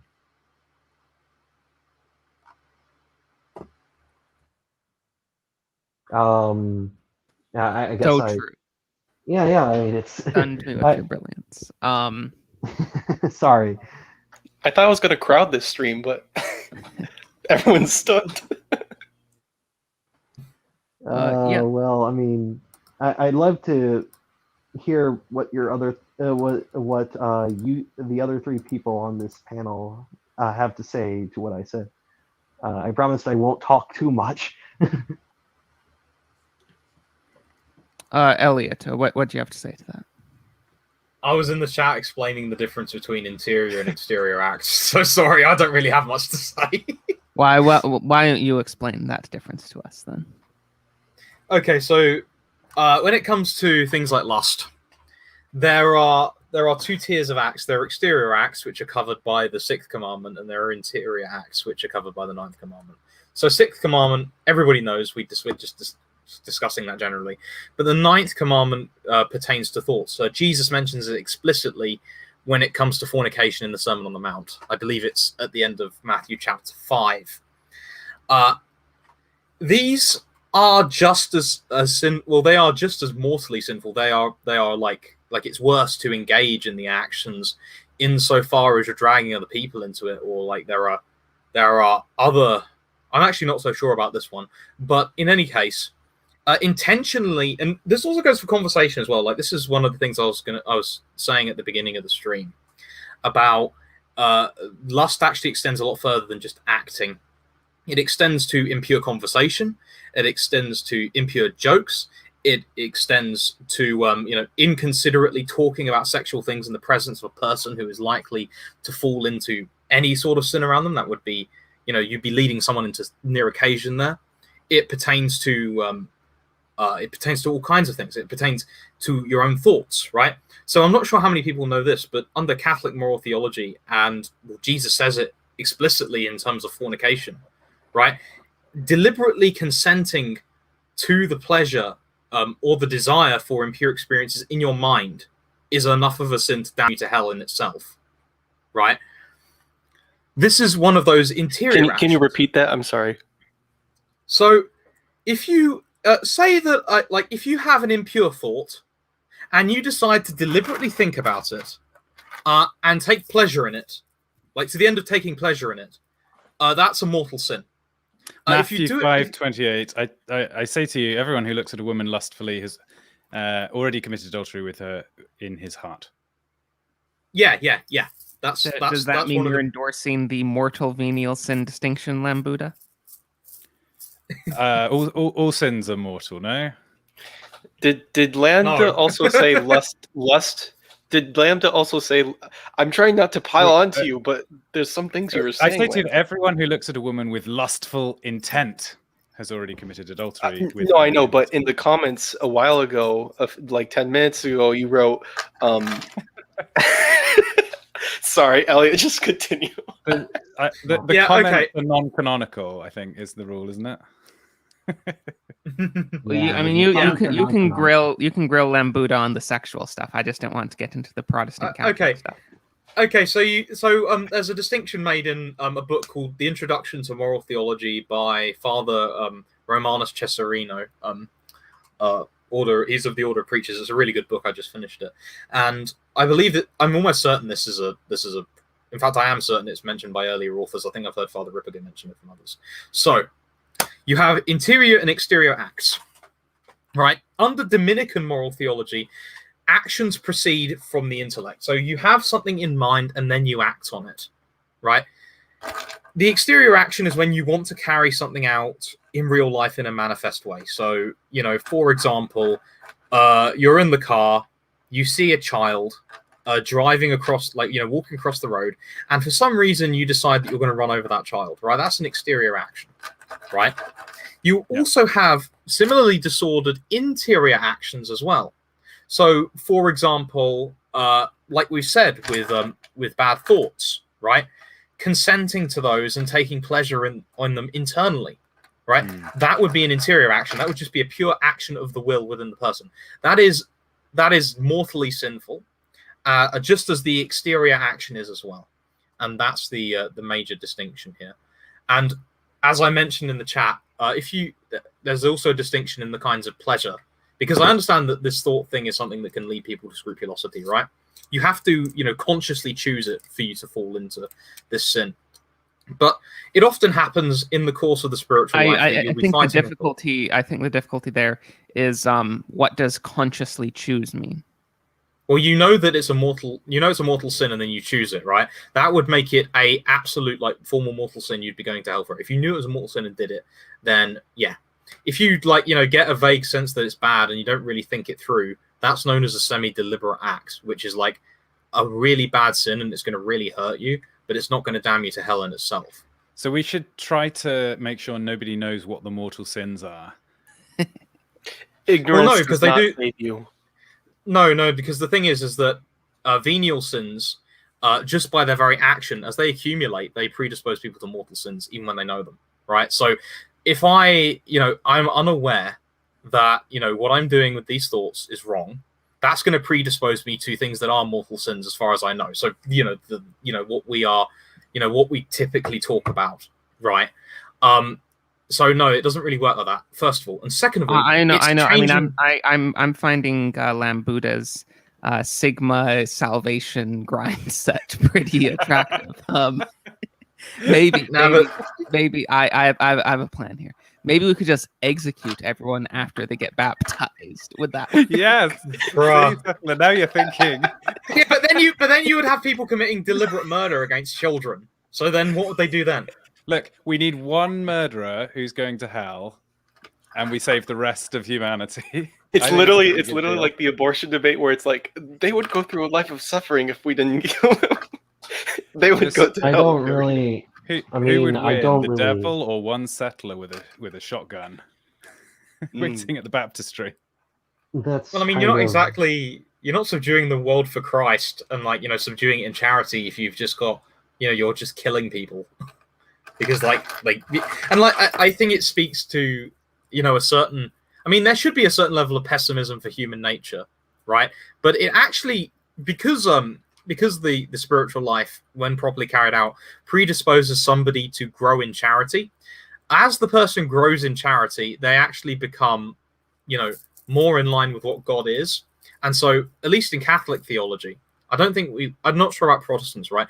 This would actually, like the fact that a person lives their life in line with a certain level of charity, that actually places them at a relatively speaking higher level in heaven, I suppose is the best way of putting it, because in the person's life they have, like as Christ says, some people receive 30 talents, some receive 50, some receive 100, right? So you have, if you were to just kill the baby there and then, right, like they would go to heaven, right? But they wouldn't be receiving the highest level in heaven, right? They would be, they would just be pure of the sin, and they'd be like, yeah, okay, come in, right? And they would experience eternal beatitude, right? But they wouldn't have the 100 talents of somebody like, say, a monk who has spent 80 years continually devoting their lives to prayer, which isn't actually just asking God for things per se. It's actually raising the intellect to God so that one can make themselves, well, maybe not make themselves, but that God will give grace. And actually, prayer is a grace, to make them like unto God. The process of sanctification or theosis, which is mentioned from the very beginning, well, almost from the very beginning of the church, right, and is everywhere in the early fathers, and I believe that even a lot of the Protestants believe in it. I think that a lot of the Reformed certainly believe in it, right? The process of that, like we have there's 3 ages of the spiritual life described in Catholic theology, and I think the Orthodox hold it as well, where you begin by burning away the deliberate sins, and then you burn away the things that detract from charity, which are called imperfections, and then you reach the unitive way. And you sometimes have like a few, I think you generally have imperfections which take you away from pride, and then you reach heaven, and as it is, right? So where was I going with this? Yeah, it doesn't really work. It doesn't really, like, how it's like saying, oh, I have the fig tree, it's borne a single fruit, I'm going to cut the tree down now so it doesn't lose the fruit, basically. Yeah, okay. I retract my suggestion to kill babies. Do you also retract your comment before, where you were saying lust is okay within a marriage? Come on, lay off. Bruh, no. I think it's semantics, because I suspect what I think of in my head as being lust, you would say is the wrong definition of lust. So I don't think it's really a productive conversation. Fair enough. I mean, there's nothing wrong with finding your wife attractive, but if you're like, exactly, just like, yeah, like, but if you're like, So- doing that in a disordered way, yes, Yeah. bad, obviously. Exactly, we agree. If you're in a marriage and your feelings towards your wife are uncontrolled and leading you to bad paths and so on, that's what you would call lust, and I think that's wrong. So See, Chofi's right. I really didn't want to gang up on Lambda here because I understood you've already had them pile on you and just destroy you with facts and logic. I think you've been doing great. thank you, that's very kind. Great. I think he's. I mean, he's. If nothing else, he looks snazzy. So true. We got another super chat. I want to do that quickly. For £5, what are the best ways to deal with pornography addiction? Asking for a friend. Yes, that is why I linked. That's why I linked strive21.com or I pinned it in the chat.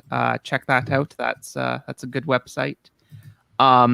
Yeah, I mean, that's just a 21-day program for helping to quit with pornography. I'd suggest Guys. checking that out. Can I just make a comment about Strive? Like, guys, Strive is free, yet everywhere men are in chains. Just give it to people. So true. Yeah, it's a totally free program. So yeah, if it's something you're struggling with, check it out. And what I guess beyond just that program, I think one of the main things you have to deal with is accountability. So you need to do something that makes yourself accountable for your sins in a concrete way, whether that's getting an accountability partner or something like that. You need to do something like that. But any other advice on that from anyone? Yeah, Yes. I think this is actually very simple. Basically, I mean, pretty much anyone who's masturbated knows that feeling of deep shame, like right after. I mean, pretty sure everyone has that. If you don't, you're probably not normal.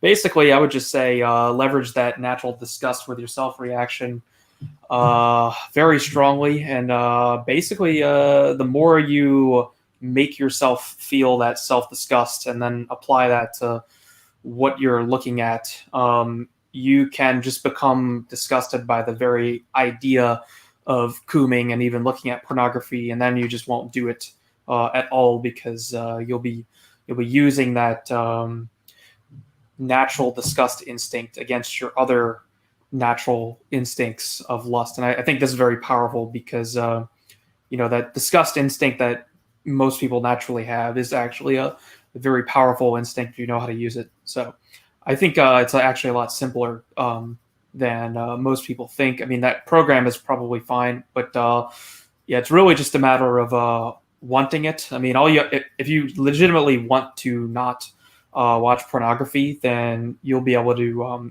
leverage that disgust reaction in order to stop doing it.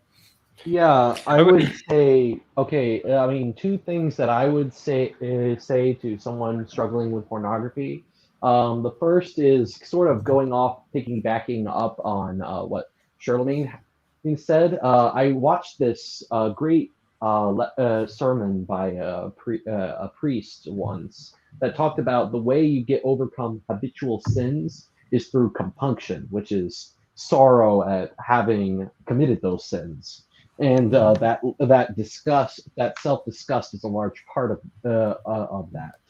And so, praying to God for compunction, praying to God so that you will feel more strongly that sorrow is very helpful. It'll also be and I imagine it would be very painful because of where compunction appears in the lives of the saints.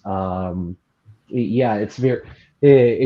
Some of the stories there are pretty harsh, but when it's either your personal comfort or eternal reward, I think that one has priority over the other. The other thing I'd say is, the old saying goes, "Idle hands are the devil's friend," or something like that.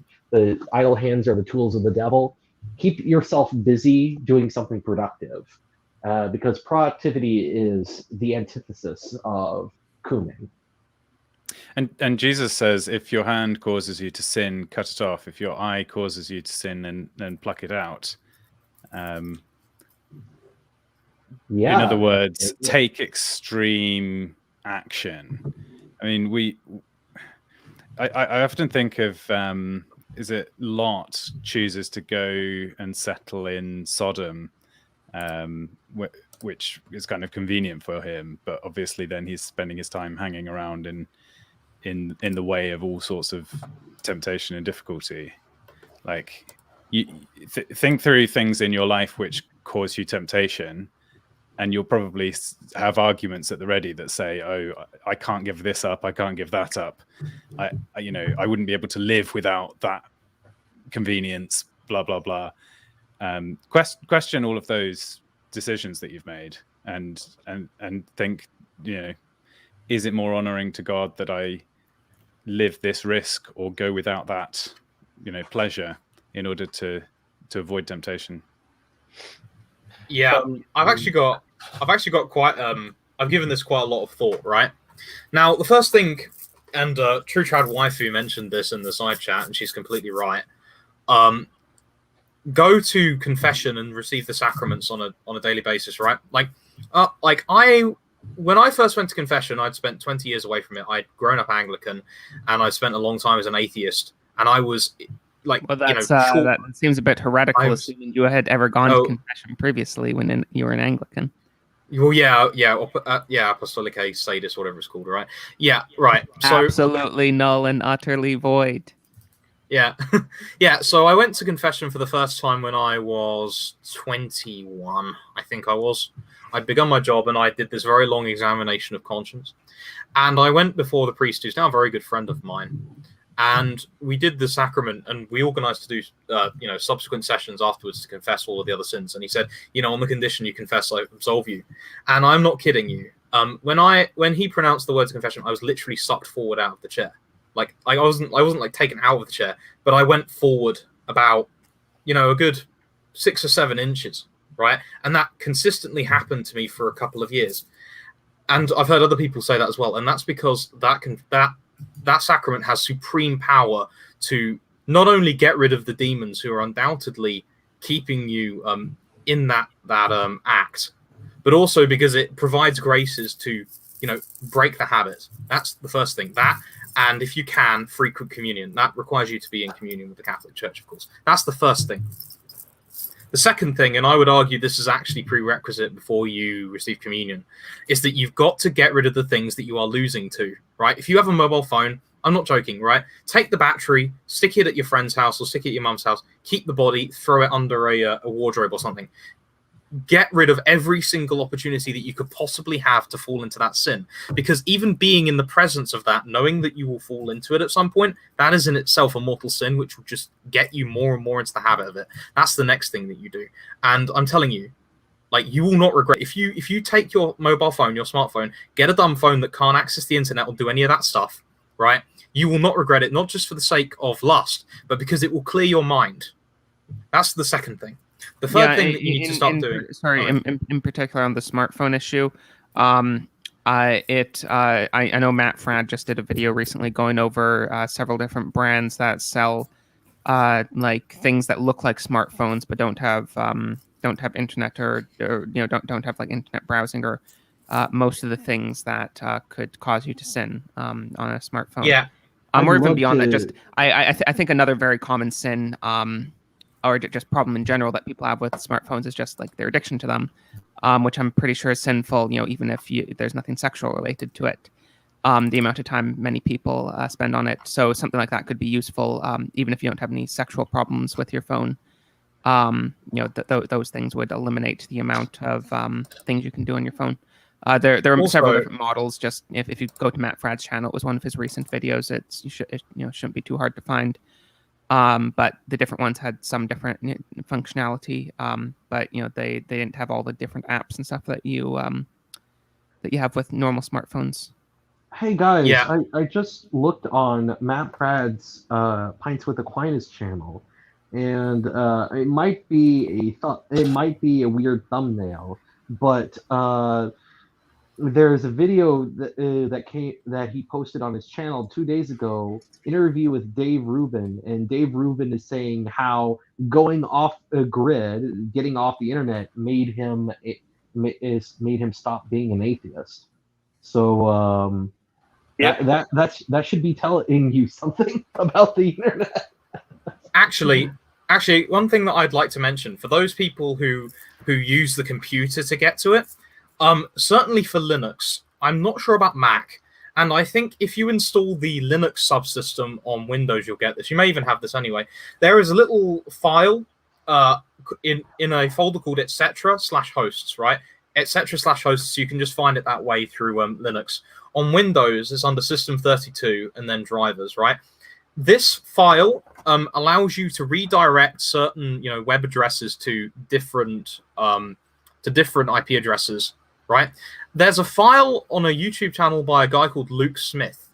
He has a huge list of gambling sites, of pornography sites, of bad sites, right? Even social media, right? You can just remove these if you don't need them, right? The particular links, right? You stick that in there and you save it in the etc/hosts file. That is, for those on Windows, it should be under, if you have I don't know if this is like to do with the Linux subsystem, which you can just install fairly easy anyway, or if it's there by default. But if you go to c/windows/system32/drivers/etc, open up the hosts file and copy and paste the hosts file that Luke Smith gives you. He's a YouTube channel. You can find it fairly easily. Type in like Luke Smith, like blocking file or something like that, right? And you copy and paste those contents. It will block all porn sites so you can't access them. And, and just forget about the file. It will be blocked on your computer, right? Just completely, right? So that's one thing I would like to add there. The third thing that I was going to say is that you need to start fasting and praying, because there is without Christ, you can do nothing, right? You need to ask God for the grace to overcome these things, right?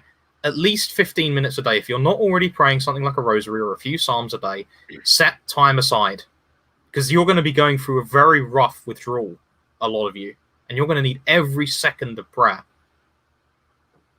I read Ligori's book. I like how everyone was saying, coming at it from a different angle. Everyone had a good different point, and I have one to add. But I was reading Ligori's book on mental prayer, and he was mentioning how, obviously God listens to the prayers of everyone, even the heathen, even the criminal. If they honestly and humbly raise their mind to God, He will listen. Now, that doesn't necessarily mean it's as efficacious as if you were in sanctifying grace, but the point still stands. And like Elliot, what? Oh, sorry, I thought you were done. Elliot was saying, obviously, fasting more because that's linked with the that's linked with the same appetite. In the Strive program, one of the points Matt Fred makes is that this kind of behavior is a coping mechanism, oftentimes for anxiety, stress, boredom. And so, obviously those things are trying to be erased by what they were recommending, like work, like keeping yourself busy so you're away from boredom. If you exercise, you reduce your anxiety, right? These are all relaxing things that still keep you focused. So that's good. But also from a psychological perspective, the coping mechanism that's happening here is often from a place where you feel neglected or whatever, you feel lonely.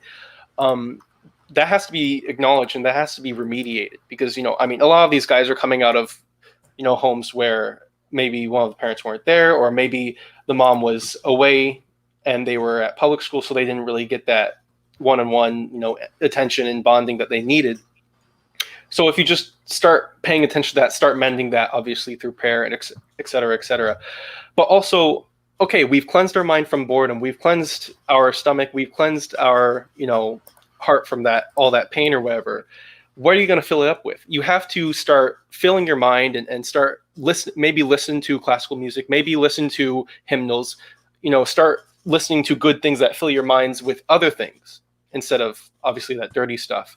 And then, but also now that we removed the lack of love that's in your heart, you have to start filling it with something. So when they were saying compunction, really start to imagine how you were actually spitting on his holy face. You were shaming him. You were re-stabbing him with the spear and everything, and how he doesn't deserve that, and just grow in compassion from that perspective. So we're taking the lack of love out and just fill it with that love of genuinely internalizing how you hurt someone that is very good to you and has done everything for you. I'm curious about the pronunciation of that folder. Lambda, how do you pronounce that folder? Well, slash etc. slash hosts. Really, you say etc. Is this like a British thing? I've only ever heard it called Etsy. We call it Etsy over here. You're probably correct. What? Yeah. EC is it's etc. That's the correct way of saying it. You're wrong. You're not a programmer though, so it doesn't matter. It's a Latin term, etc. And I know what etc. is. I'm just really curious because every programmer I know pronounces it Etsy. But Charlemagne, you should learn Solidity and you should learn Rust. I think my uni professors called it etc. Not that they are. They were British though, right? Yeah, interesting. Interesting. Chat. I want chat to tell us how to pronounce it and let us know if you're American or British.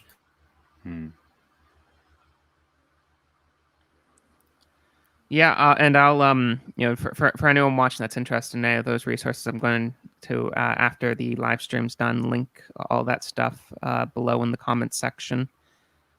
So if you can't find any of that stuff by Googling it, I'll have it all linked down there. But yeah, I mean it should be all pretty easy stuff to find. Anyways, we did actually just get another super chat.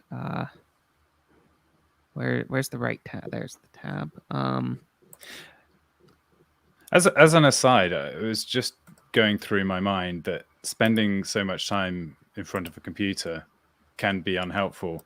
And maybe that is a legitimate reason to think that being a programmer might not be a good vocation for some people. No, I would definitely recommend against it. Yeah. I did a master's degree in computer science and I did my bachelor's in it too. Like all of our jobs now are literally sitting in front of I sit in front of the computer too to do my stuff. So it's like is being on the computer the modern version of Sodom? I mean, actually, there was using it immoderately actually taps into the same appetite as the food and the sex thing. I've heard people say. So, staying away from the computer for some time, when you can, is a good practice. One of the things related to that, genuinely, on your phone settings, and you can do this right now before you get that new dumb phone that's awesome and everything, you can go and change in your settings and turn it to no color, turn it to grayscale, and also you can turn the blue light off on your phone. So the blue light is the stuff that strains your eyes. You can change that on your computer screen too, and that's what strains your eyes if you're keeping the screen on at night and everything, and keeps you awake. So that stimulates you, but also it's like your phone, the colors make it look like candy. It's delightful to the eye. And so if you turn it to grayscale, it becomes much more boring, less stimulating. Someone should make a phone case that gives you occasional electric shocks. No, you wouldn't do that. You'd take spines and spikes on it. The spikes of a hedgehog or something like that, right? It'd be uncomfortable to hold them. Just anything to train your brain that this thing is dangerous and dark and evil and should be treated with suspicion. Yeah, so true. So that super chat for 10 euros, and maybe don't. Gotta be honest, guys. Gotta be honest. This is a terrible super chat. But I guess we'll answer it. For 10 euros.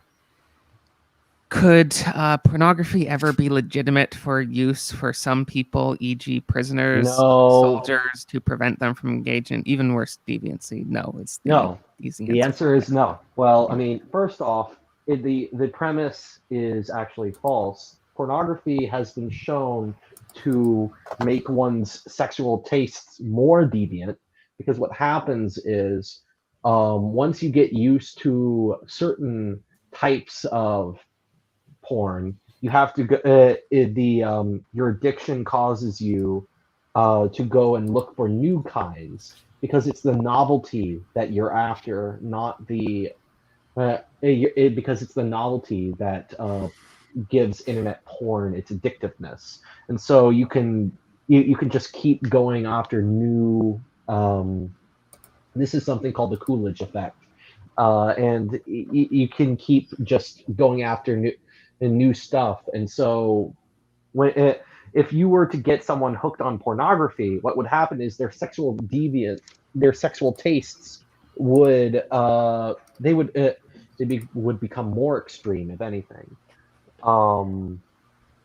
The second thing is, even if that wasn't the case, you're not allowed to do evil so that good may come of it. So encouraging someone to engage in pornography to prevent them from, doing something worse, that is not Christian.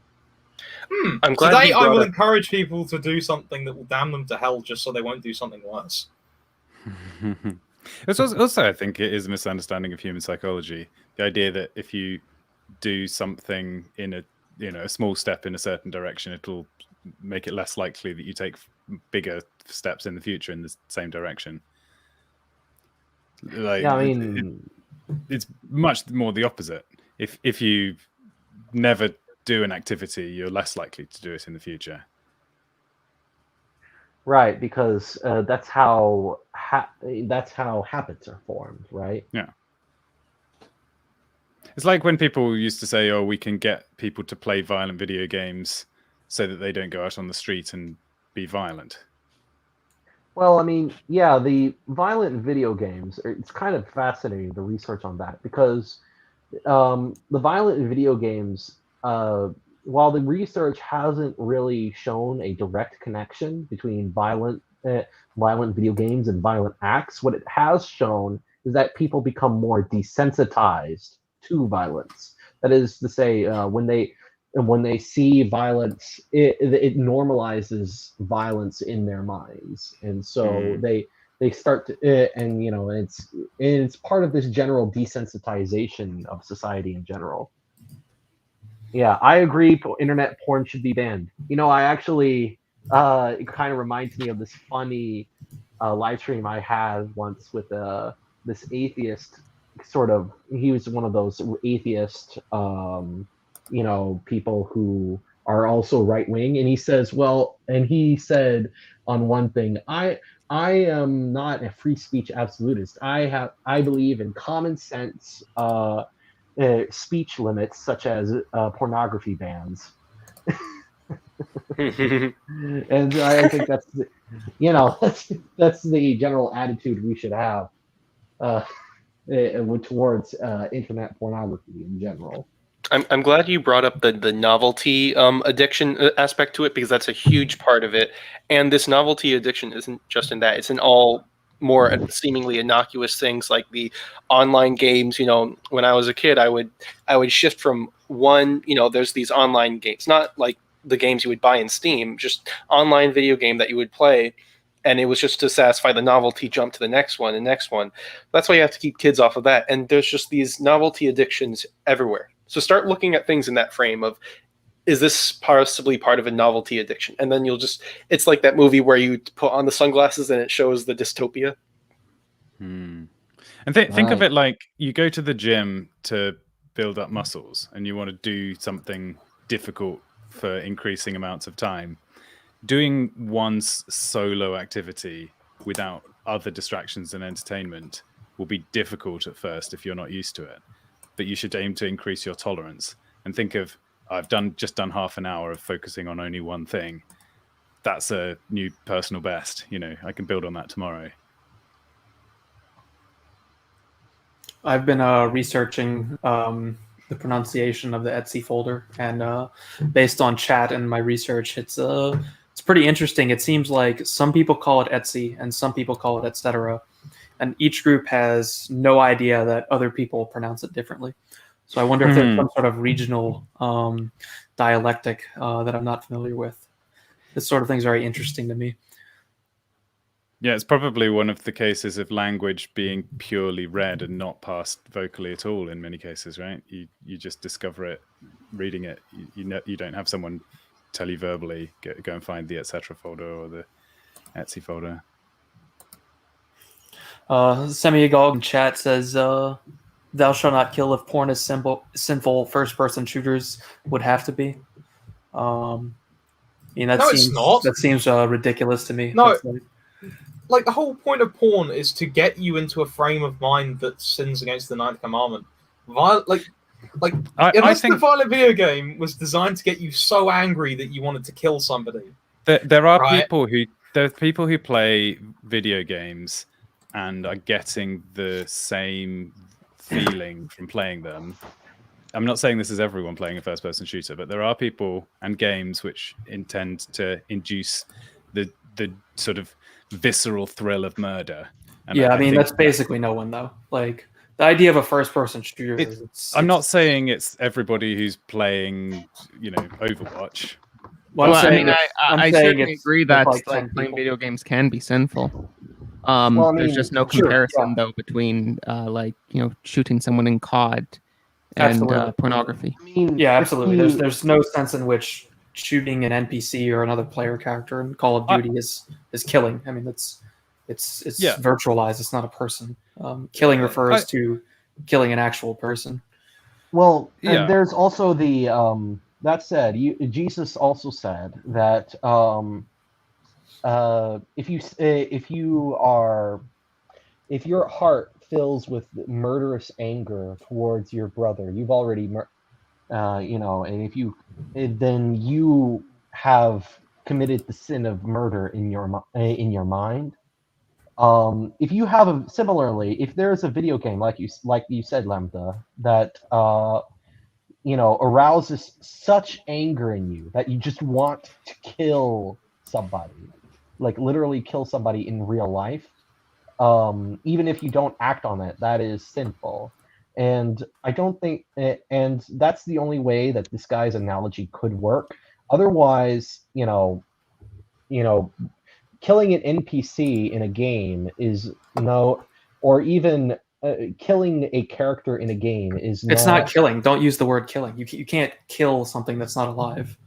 Exactly. Yeah, it's not destroy. Using shooting a character using the controller. But you're not even engaging in the fantasy of killing like you are when you're watching porn. I know you said I understand if you were. No. I understand there's like 10 people who do engage in that, but generally you're not engaging in that fantasy. To me, like I used to play a lot of Halo 3, right?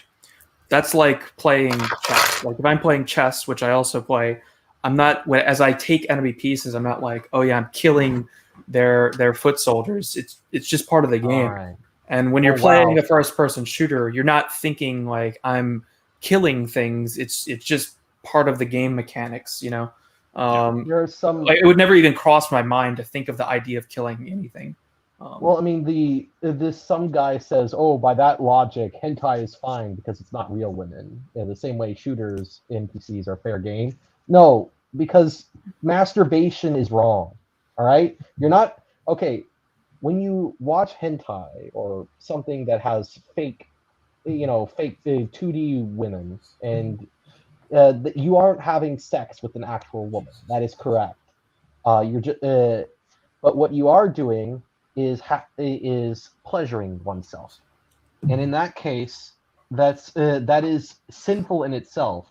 Versus when you control a character in a game to make that character shoot another character in a game, that is not anywhere close to murder. And the only way you could make the analogy work is if the game were causing you to become murderous in your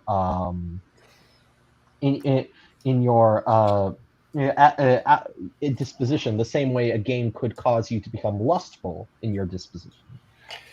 Is this back to the interior acts that we were talking about earlier? Yes, exactly. Yeah, exactly. Yeah, right. You're not engaging in the interior act of a murder fantasy when you're playing a video game. Out of interest, is it a sin to accidentally commit an external act? No. Well, I mean, mortal sin. It depends, right? Like you can do it inadvertently, Like, for example, say I'm out hunting and I accidentally shoot a person, right? Yeah. That's inadvertent. There's no culpability there. But there's also cases where you can do something with culpable ignorance, and then in that case, that would be, culpable ignorance, right? There would be, like, for example, a doctor decides to show up drunk on the job, and he cuts open the aorta of a heart patient he's treating, and that kills the person. Yeah, they would be culpable there. I think that's as far as it really. It's pretty clear. Yeah, or like, yeah. I'm trying. I seem to remember there was another distinction, but it's sort of drawing a blank. Like, there's one where it's like you decide that you're going to kill somebody, you decide to shoot, and then, like, you're not shooting at them, but you unintentionally hit the person who you intend to kill. There's always the fun example of you shot intending to kill your wife. She dodges out of the way. The bullet goes out of the window. Somebody else was jumping out of the window on the floor above you. Your shot goes through them as they were tumbling past your window. Well, I mean, that's culpable. I mean, you shouldn't have been shooting your wife. What are you doing? Like, that would have been a mortal sin already, right there. Like, it's a mortal. It's a sin because internally, unless your wife is like trying to kill you or something. Your intention was to kill your wife, but you're not actually legally at fault because you didn't. But for your actions, the same outcome would have occurred. Well. Now you have people saying, sex porn bad, murder porn acceptable. No, like what? Dude, like if you're playing Halo and getting like a murder fantasy out of it, yes, obviously. Like, if I import like a picture of a guy that I really despise and play I don't know, whatever game allows me to do that, right? And I go and I just continually shoot the guy because I hate him. Yes, like that would be disordered. I don't think we should take this question completely trivially, even if it may be meant trivially. I'm not taking it trivially at all. The aesthetics of the entertainment, and especially the simulations that we choose to spend our time on, are significant. And the question is, would we choose to dress up a game for little children differently? Like, Nintendo often has paint splatters instead of people being shot by guns with big blood going everywhere. Well, it's actually it's really unusual actually to have a significant amount of blood in any type of shooter anyway. I mean, that's actually fairly uncommon. And also we should point out here that there's the first person shooter thing, but there's no reason to restrict ourselves just from this one particular perspective because guns are scary, right? You kill people in like Spider-Man games or whatever, right? Or invaders. A mortal sin is committed every time you stomp on a Goomba in Mario. Yeah. Yeah, I mean, Semiogog is like, Halo is itself a murder fantasy. I don't even understand this guy's position. Like, I kind of get it.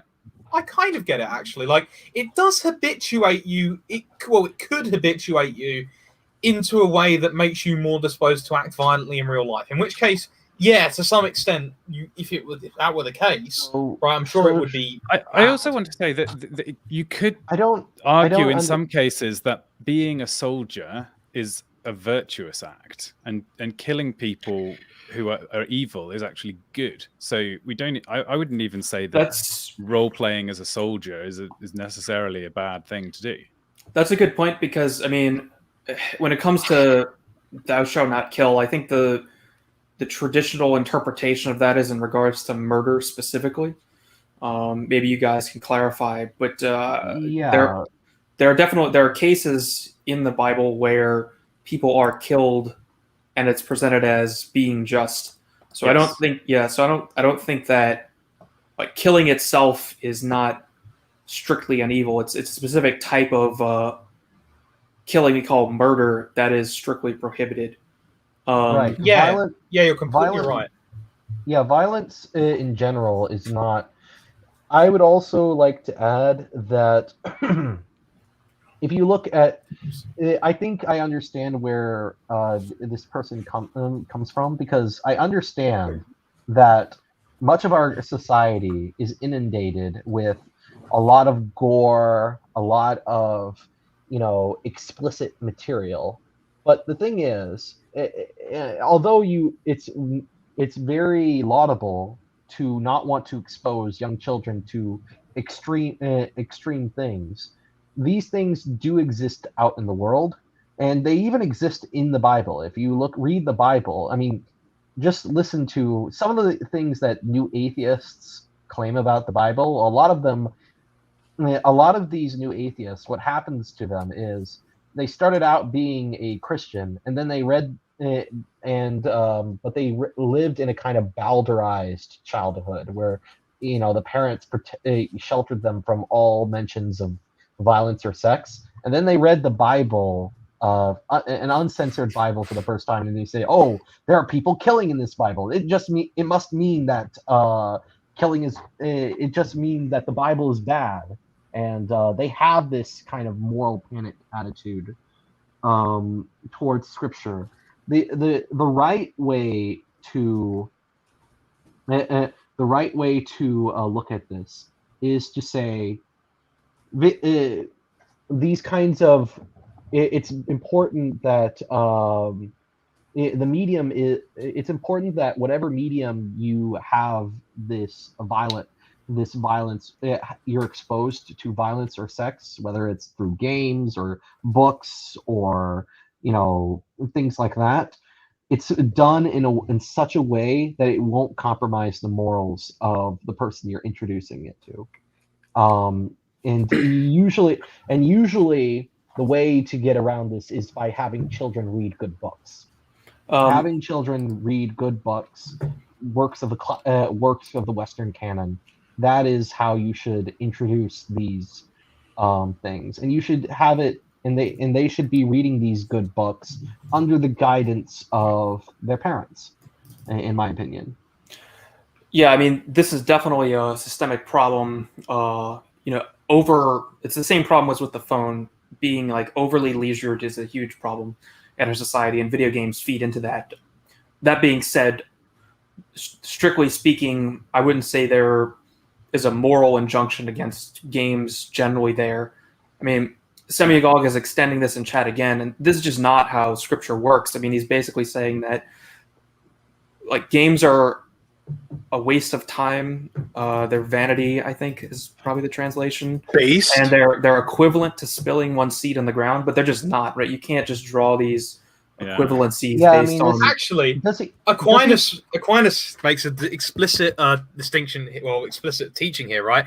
There are 3 reasons for doing a thing. You need to do it. It's a duty, or something like that, or it contributes to your moral state. I think that's the second one. And the third one is because it's fun, right? So, you have, and you also need recreation to do those other 2 things, right? There's the saying, all work and no play makes one a dull boy. And it's not joking, right? He's not joking. There's another saying from one of the saints. I think it's Saint Anthony, but I think I've heard it repeated of St. John as well. So I'll talk about the one for St. Anthony of the Desert, who was a monk, a highly ascetic monk who lived in the 3rd and 4th centuries AD. Now, he was talking with a bunch of his monk friends when a hunter came along, and he starts having a go, and it's like, you're monks, you're supposed to be praying, you're supposed to be fasting. Why are you sitting here wasting your time engaging in chatter, or something to that extent? I'm probably being a bit harsh in how I'm almost certain I'm being a bit harsh in how the hunter phrased himself, but he said something to that extent, right? And so Anthony says, you see your bow, shoot an arrow out of it, right? And the hunter shoots an arrow, and he goes, shoot another. And the hunter shoots another arrow, and he goes, shoot another. It's like, and then the hunter responds, if I shoot another arrow, I will stress the bow and I'll break it. And Anthony goes, so likewise are we when we put too much time into work. You need to have these recreational activities. It's in the word, recreation. You are recreating yourself. Now, we might dispute whether or not video games being moderately used are actually conducive to this end. Sure. I'm sure that you could make many arguments about, being sat in one place that might cause issues, right? Sure. Undoubtedly. But the idea that they're just a flagrant waste of time because they're vanity, if they are legitimate uses of time and they're done moderately, as all recreation should be, as far as I know, I don't think there's anything inherently wrong with them. Yeah, I mean, I would just point out from my position of defending them, I mean, in terms of the amount of video gaming I've done this year, I think 100% of it was streamed to my Imperium Ludonium gaming channel, which is like 3 hours. So I'm not coming at this from a perspective of someone who plays games frequently, even though I would like to, and at one point I did. But so I don't think I have a particular bias in this area. Yeah, I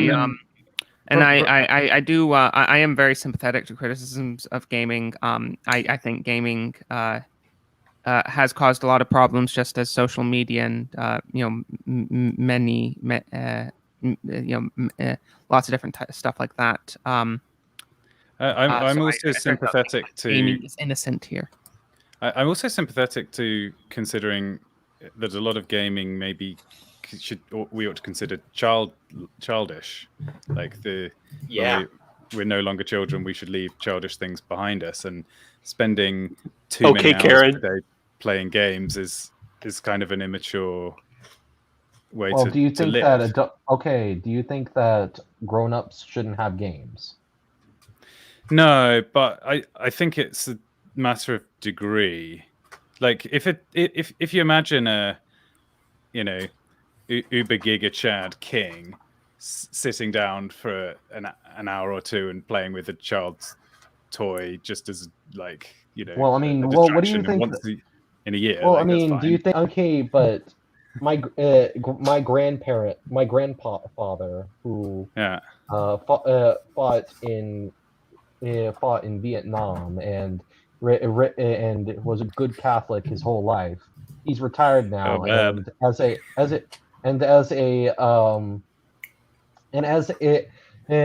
a pastime, he plays with he sits down and plays with a puzzle, like a 100-piece puzzle, and tries to solve it when he's not. Is that somehow like you that was see?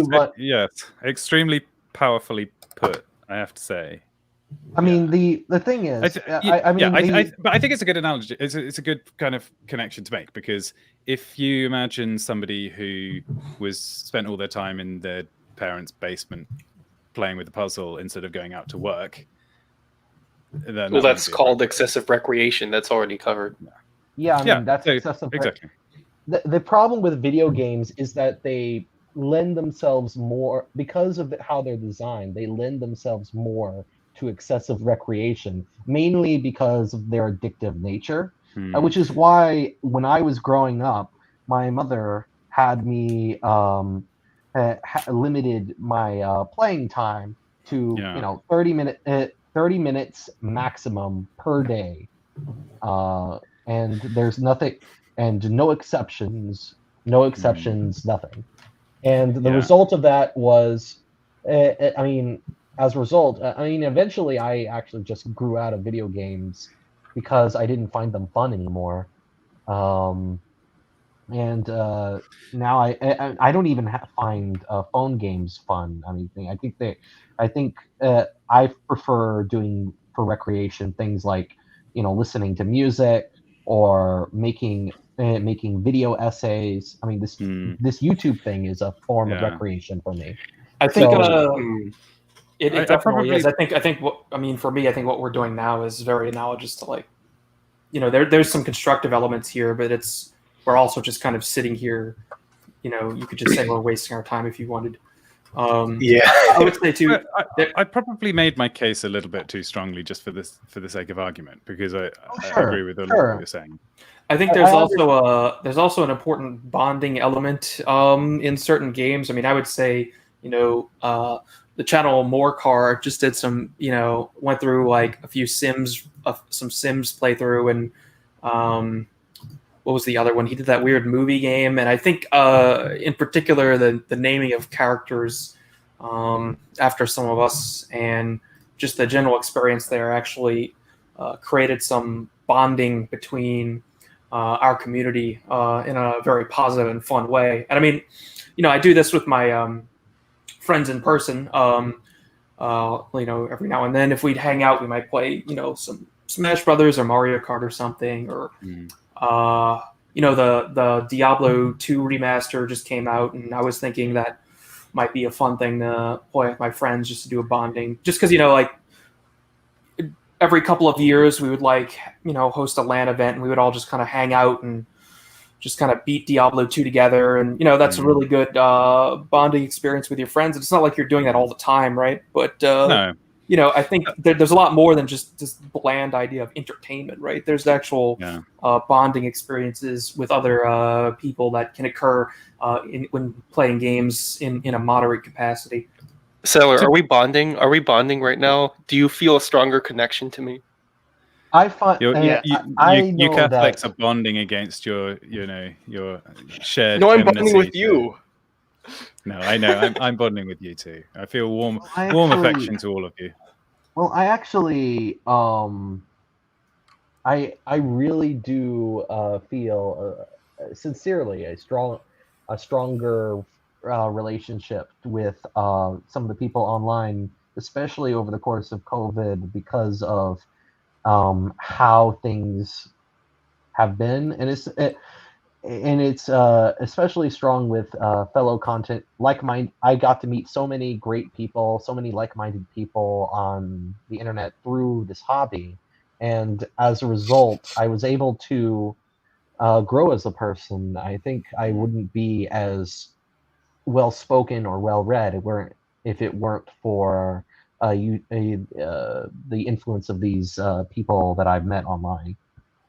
And to argue back against the idea that we're just wasting our time here now, even the people listening, I think we should have in mind that we are aiming in the future, and to some extent already are, significant members of our community in real life who may be called upon to make wise decisions about real practical matters, in churches, in society, pushing back against evil in the world, and to make the correct decisions and to act decisively if necessary in the moment of decision. We need to have honed our thinking.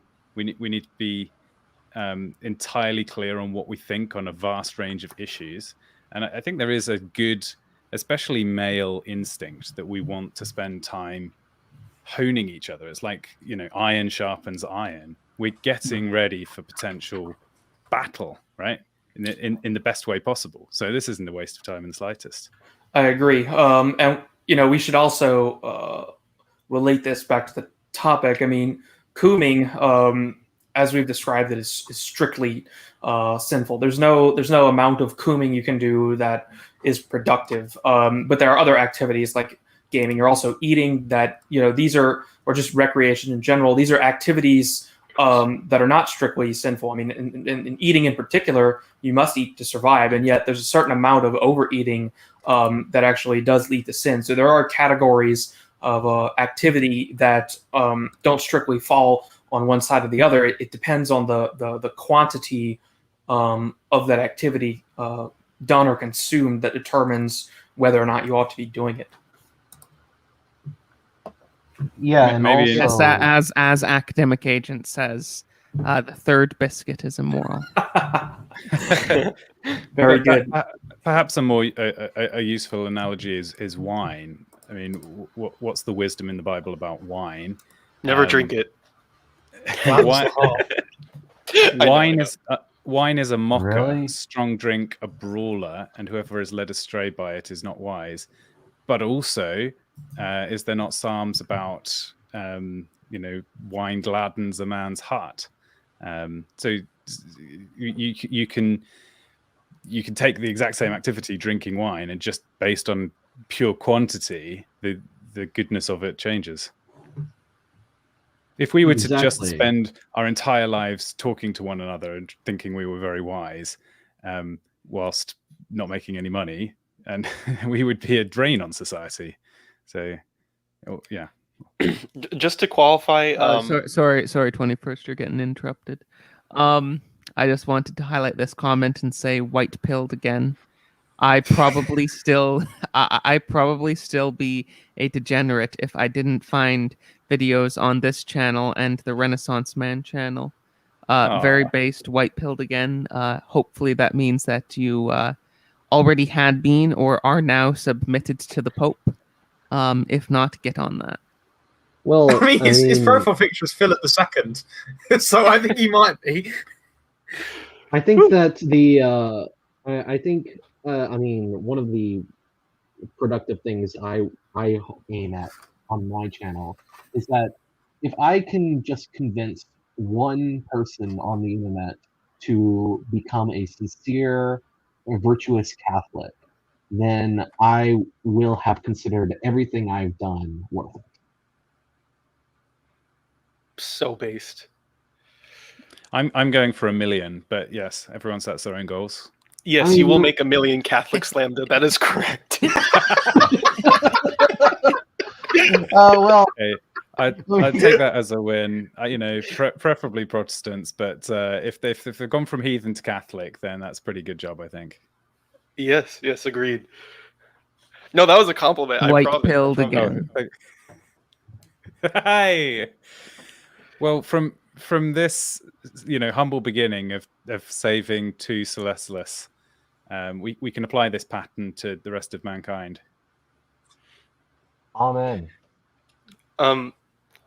To give a white pill on the the Coomer question and everything, to qualify, there is one instance of cooming that is licit, and that is within a marriage and with open to life, and where you're going to reproduce, and that is a fantastic idea. If it's your vocation, you should definitely. Well, Charlemagne, you're going to tell me that the Coomer connotation is like.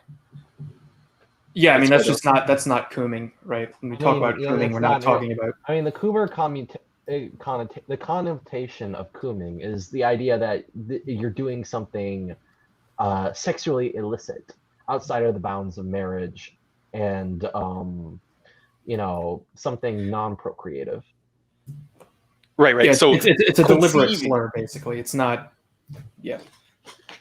Conceiving instead should be a goal, because although there's sorry, although there's asceticism within Christianity, there's also participating in the generative aspect of life, where you're either creating a project, you're creating something good that glorifies God and everything, and obviously reproduction is partaking in that generative aspect of life. So you guys should really do that. You should start a family. You should stay up super late and doing diapers and all that difficult stuff that is exhausting. So, and you should donate to Settlers Lament.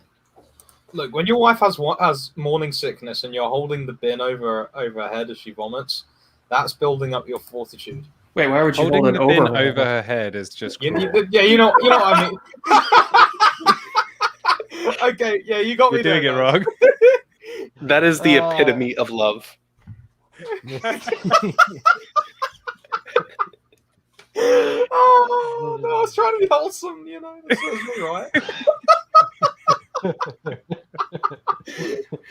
Oh no, when you're holding it over her head, that's abuse. That's really the worst thing you could. I don't know why that's I'm so funny. sorry. Like holding it under her head, okay, like you know what I mean, like collecting her vomit for it. I don't even. I mean, bins work quite well just where they are. So, just. Hey guys. Hey guys, I think I'm. I think it's about time that I get off the stream. I said I would limit my. I said beforehand that I wouldn't be on here too long. But it's been a great 2.5 hours. Yeah, you want to go? You want to show your channel? Yeah. Just link is in the description below. Check out Applied Virtue, and also check out my Substack and my Telegram. Also, just subscribe to all of the people here. I've subscribed to all of their channels. Subscribe to Settlers Lament, Charlemagne, Lambda, Computing the Soul, and 21st Reaction. They're all great watches, and they'll be they're a good waste of time. Do that instead of playing video games, right? Yeah, do that instead of playing video games, exactly. Right See ya, recreation. guys. Thank you. Thank you. Yeah. So do we have anything else to do, or are we done? I'm cool with wrapping up. We've actually been going for quite a while. I didn't realize. Yeah. Feels like a natural Yeah, place we to have. close. So no, I mean, if anyone has any final thoughts, feel free to get them out, or we can start shilling. Talking of seeds, if you sow a seed in terms of super chats, it will be repaid 7 times. I've heard to Settler's Lament. Yeah, I mean, I We'll have can neither treasures in heaven. confirm nor deny. But yeah, I think I've heard that too, also before. 21st reaction. Share your screen, please. All right, there we go. Okay, I am sharing in a millisecond. There we go. Okay. Okay. Yeah. Yeah. This is our friend Cringe Walker here. I thought that was him. Oh my god. With the world famous Settler's Lament Save Western Civilization T-shirt. All I'm saying is I would strongly suggest that everyone goes out and buys one of these T-shirts. It's the link to what's the website called? I don't know. Teespring. The link to Teespring is both in the description and it's pinned in the live chat. So yeah, it's a very great T-shirt. I'd highly recommend it. It's really pixelated, but if you look closely, there's 2 ladies there, like putting his armor on. It's so Chad. There's 3 actually, but yes. Wow. But yeah, it actually the image represents the at the time 9 Canadian provinces. And he's holding the red ensign. But the emblems on the clothes of the women is from the coat of arms of the different provinces. But yeah, no, it just by purchasing that T-shirt, you will help Western civilization be saved, and you'll have an epic T-shirt. So I really don't see why you wouldn't do that. And if you were to, no, I was going to make a complicated joke linking back to the start of the stream. I've decided it's not worth it. Okay. About the double purposes of wearing this shirt, but I'll let viewers complete that as homework. Okay. Yeah. So yeah, buy the T-shirt. Shilling, Charlemagne, go. Nothing to show really, except subscribe to my channel and of course my Substack, which I've been producing more on lately. Working on more articles right now. At least I can give out a book recommendation. So right now I'm reading this book, which I was actually skeptical of. It's called From Beirut to Jerusalem by Thomas L. Friedman, who's a New York Times journalist. And this is one of those, classic bestsellers. And I was pretty skeptical of it. But if you want to know about, I guess, the history of war in the Middle East, particularly in relation to Lebanon and Israel, I'm about a quarter through this book, and it's really, really good. So I would recommend that if you're interested in the subject. So that's all I have. Can I go next? Yeah, go ahead. Yeah, sorry, I gotta get to something. Guys, just accept that if you fall into this bad habit, that just accept that right now you don't have love in you. There's this kind of coldness, and just humbly ask God for help. He will listen. Anybody that asks humbly will receive something back, even if you don't know what it is. So do that, and then it might be possible that you might grow in compassion for him, etc. Maybe watch my Progressive Utopia on the Horizon video. I don't know. I'll make more compilations and stuff soon. Yeah, based. Good to hear. Lambuda. Can't believe I got it wrong there. Sorry, you keep slipping on pronunciation, but you got it right there. Come join my Lambda Bible Studies channel. I think everybody currently on this stream has been on my Bible study at one point or another. Is that true? Oh well, Charlemagne, you've not been on the Bible study, but you've been on my channel. Computing the Soul, have you not? I don't think I have, no. Actually, I might have in the beginning. I think think I you was were on on yeah, the you've been on first it, show, but not since. So you'll have to return soon. Anyway, yeah, come and do. You know, I'm healing all the divides that have ever taken place in the church, and we do nice cross denominational Bible studies. But at Settler, I sympathise with you in trying to prevent it from breaking out into factional arguments. But we try to stick on topic if we can. Yeah, so make sure to subscribe to Lambuda Bible Studies and Computing the Soul. Yeah, so I have been kind of procrastinating on content. I've actually been working on a website for another channel.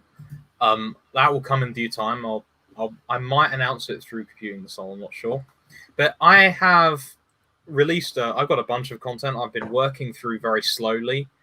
A series on Jordan Peterson's Beyond Order to try and kind of give a commentary on the individual rules without reading the book, just to kind of provide a different perspective. I've got a bunch of stuff on the existence of God, on studying properly and studying in an ordered way. Excellent books that you can read. Future podcasts, I'm not particularly sure. I've been throwing around an idea in my head of doing a podcast series on, like, as a historical commentary on scripture and on the early church, and as time goes by, hopefully we'll get to that as well. Just to provide context for people who are reading the Bible. And also there's other stuff there. Like, I've been toying around for millennia, it seems, on a video potentially on the historicity of the book of Daniel. Whether that'll ever get made, I don't know, but it's something that I've had in my mind recently. Yep. So. That all sounds very based and epic. So yeah, that's basically it. I mean, I guess there's me. Subscribe to Settler's Lament. Everyone make sure to do that. Give me money. Subscribestar.com/Settler's Lament. Hit that bell. Yeah. Yeah, I don't know. We're done, I guess. Submit to the Pope. Pray the Rosary every day. You're not on the team if you don't pray the Rosary every day. Yeah, that's pretty much it. Retain all your sperm. So true.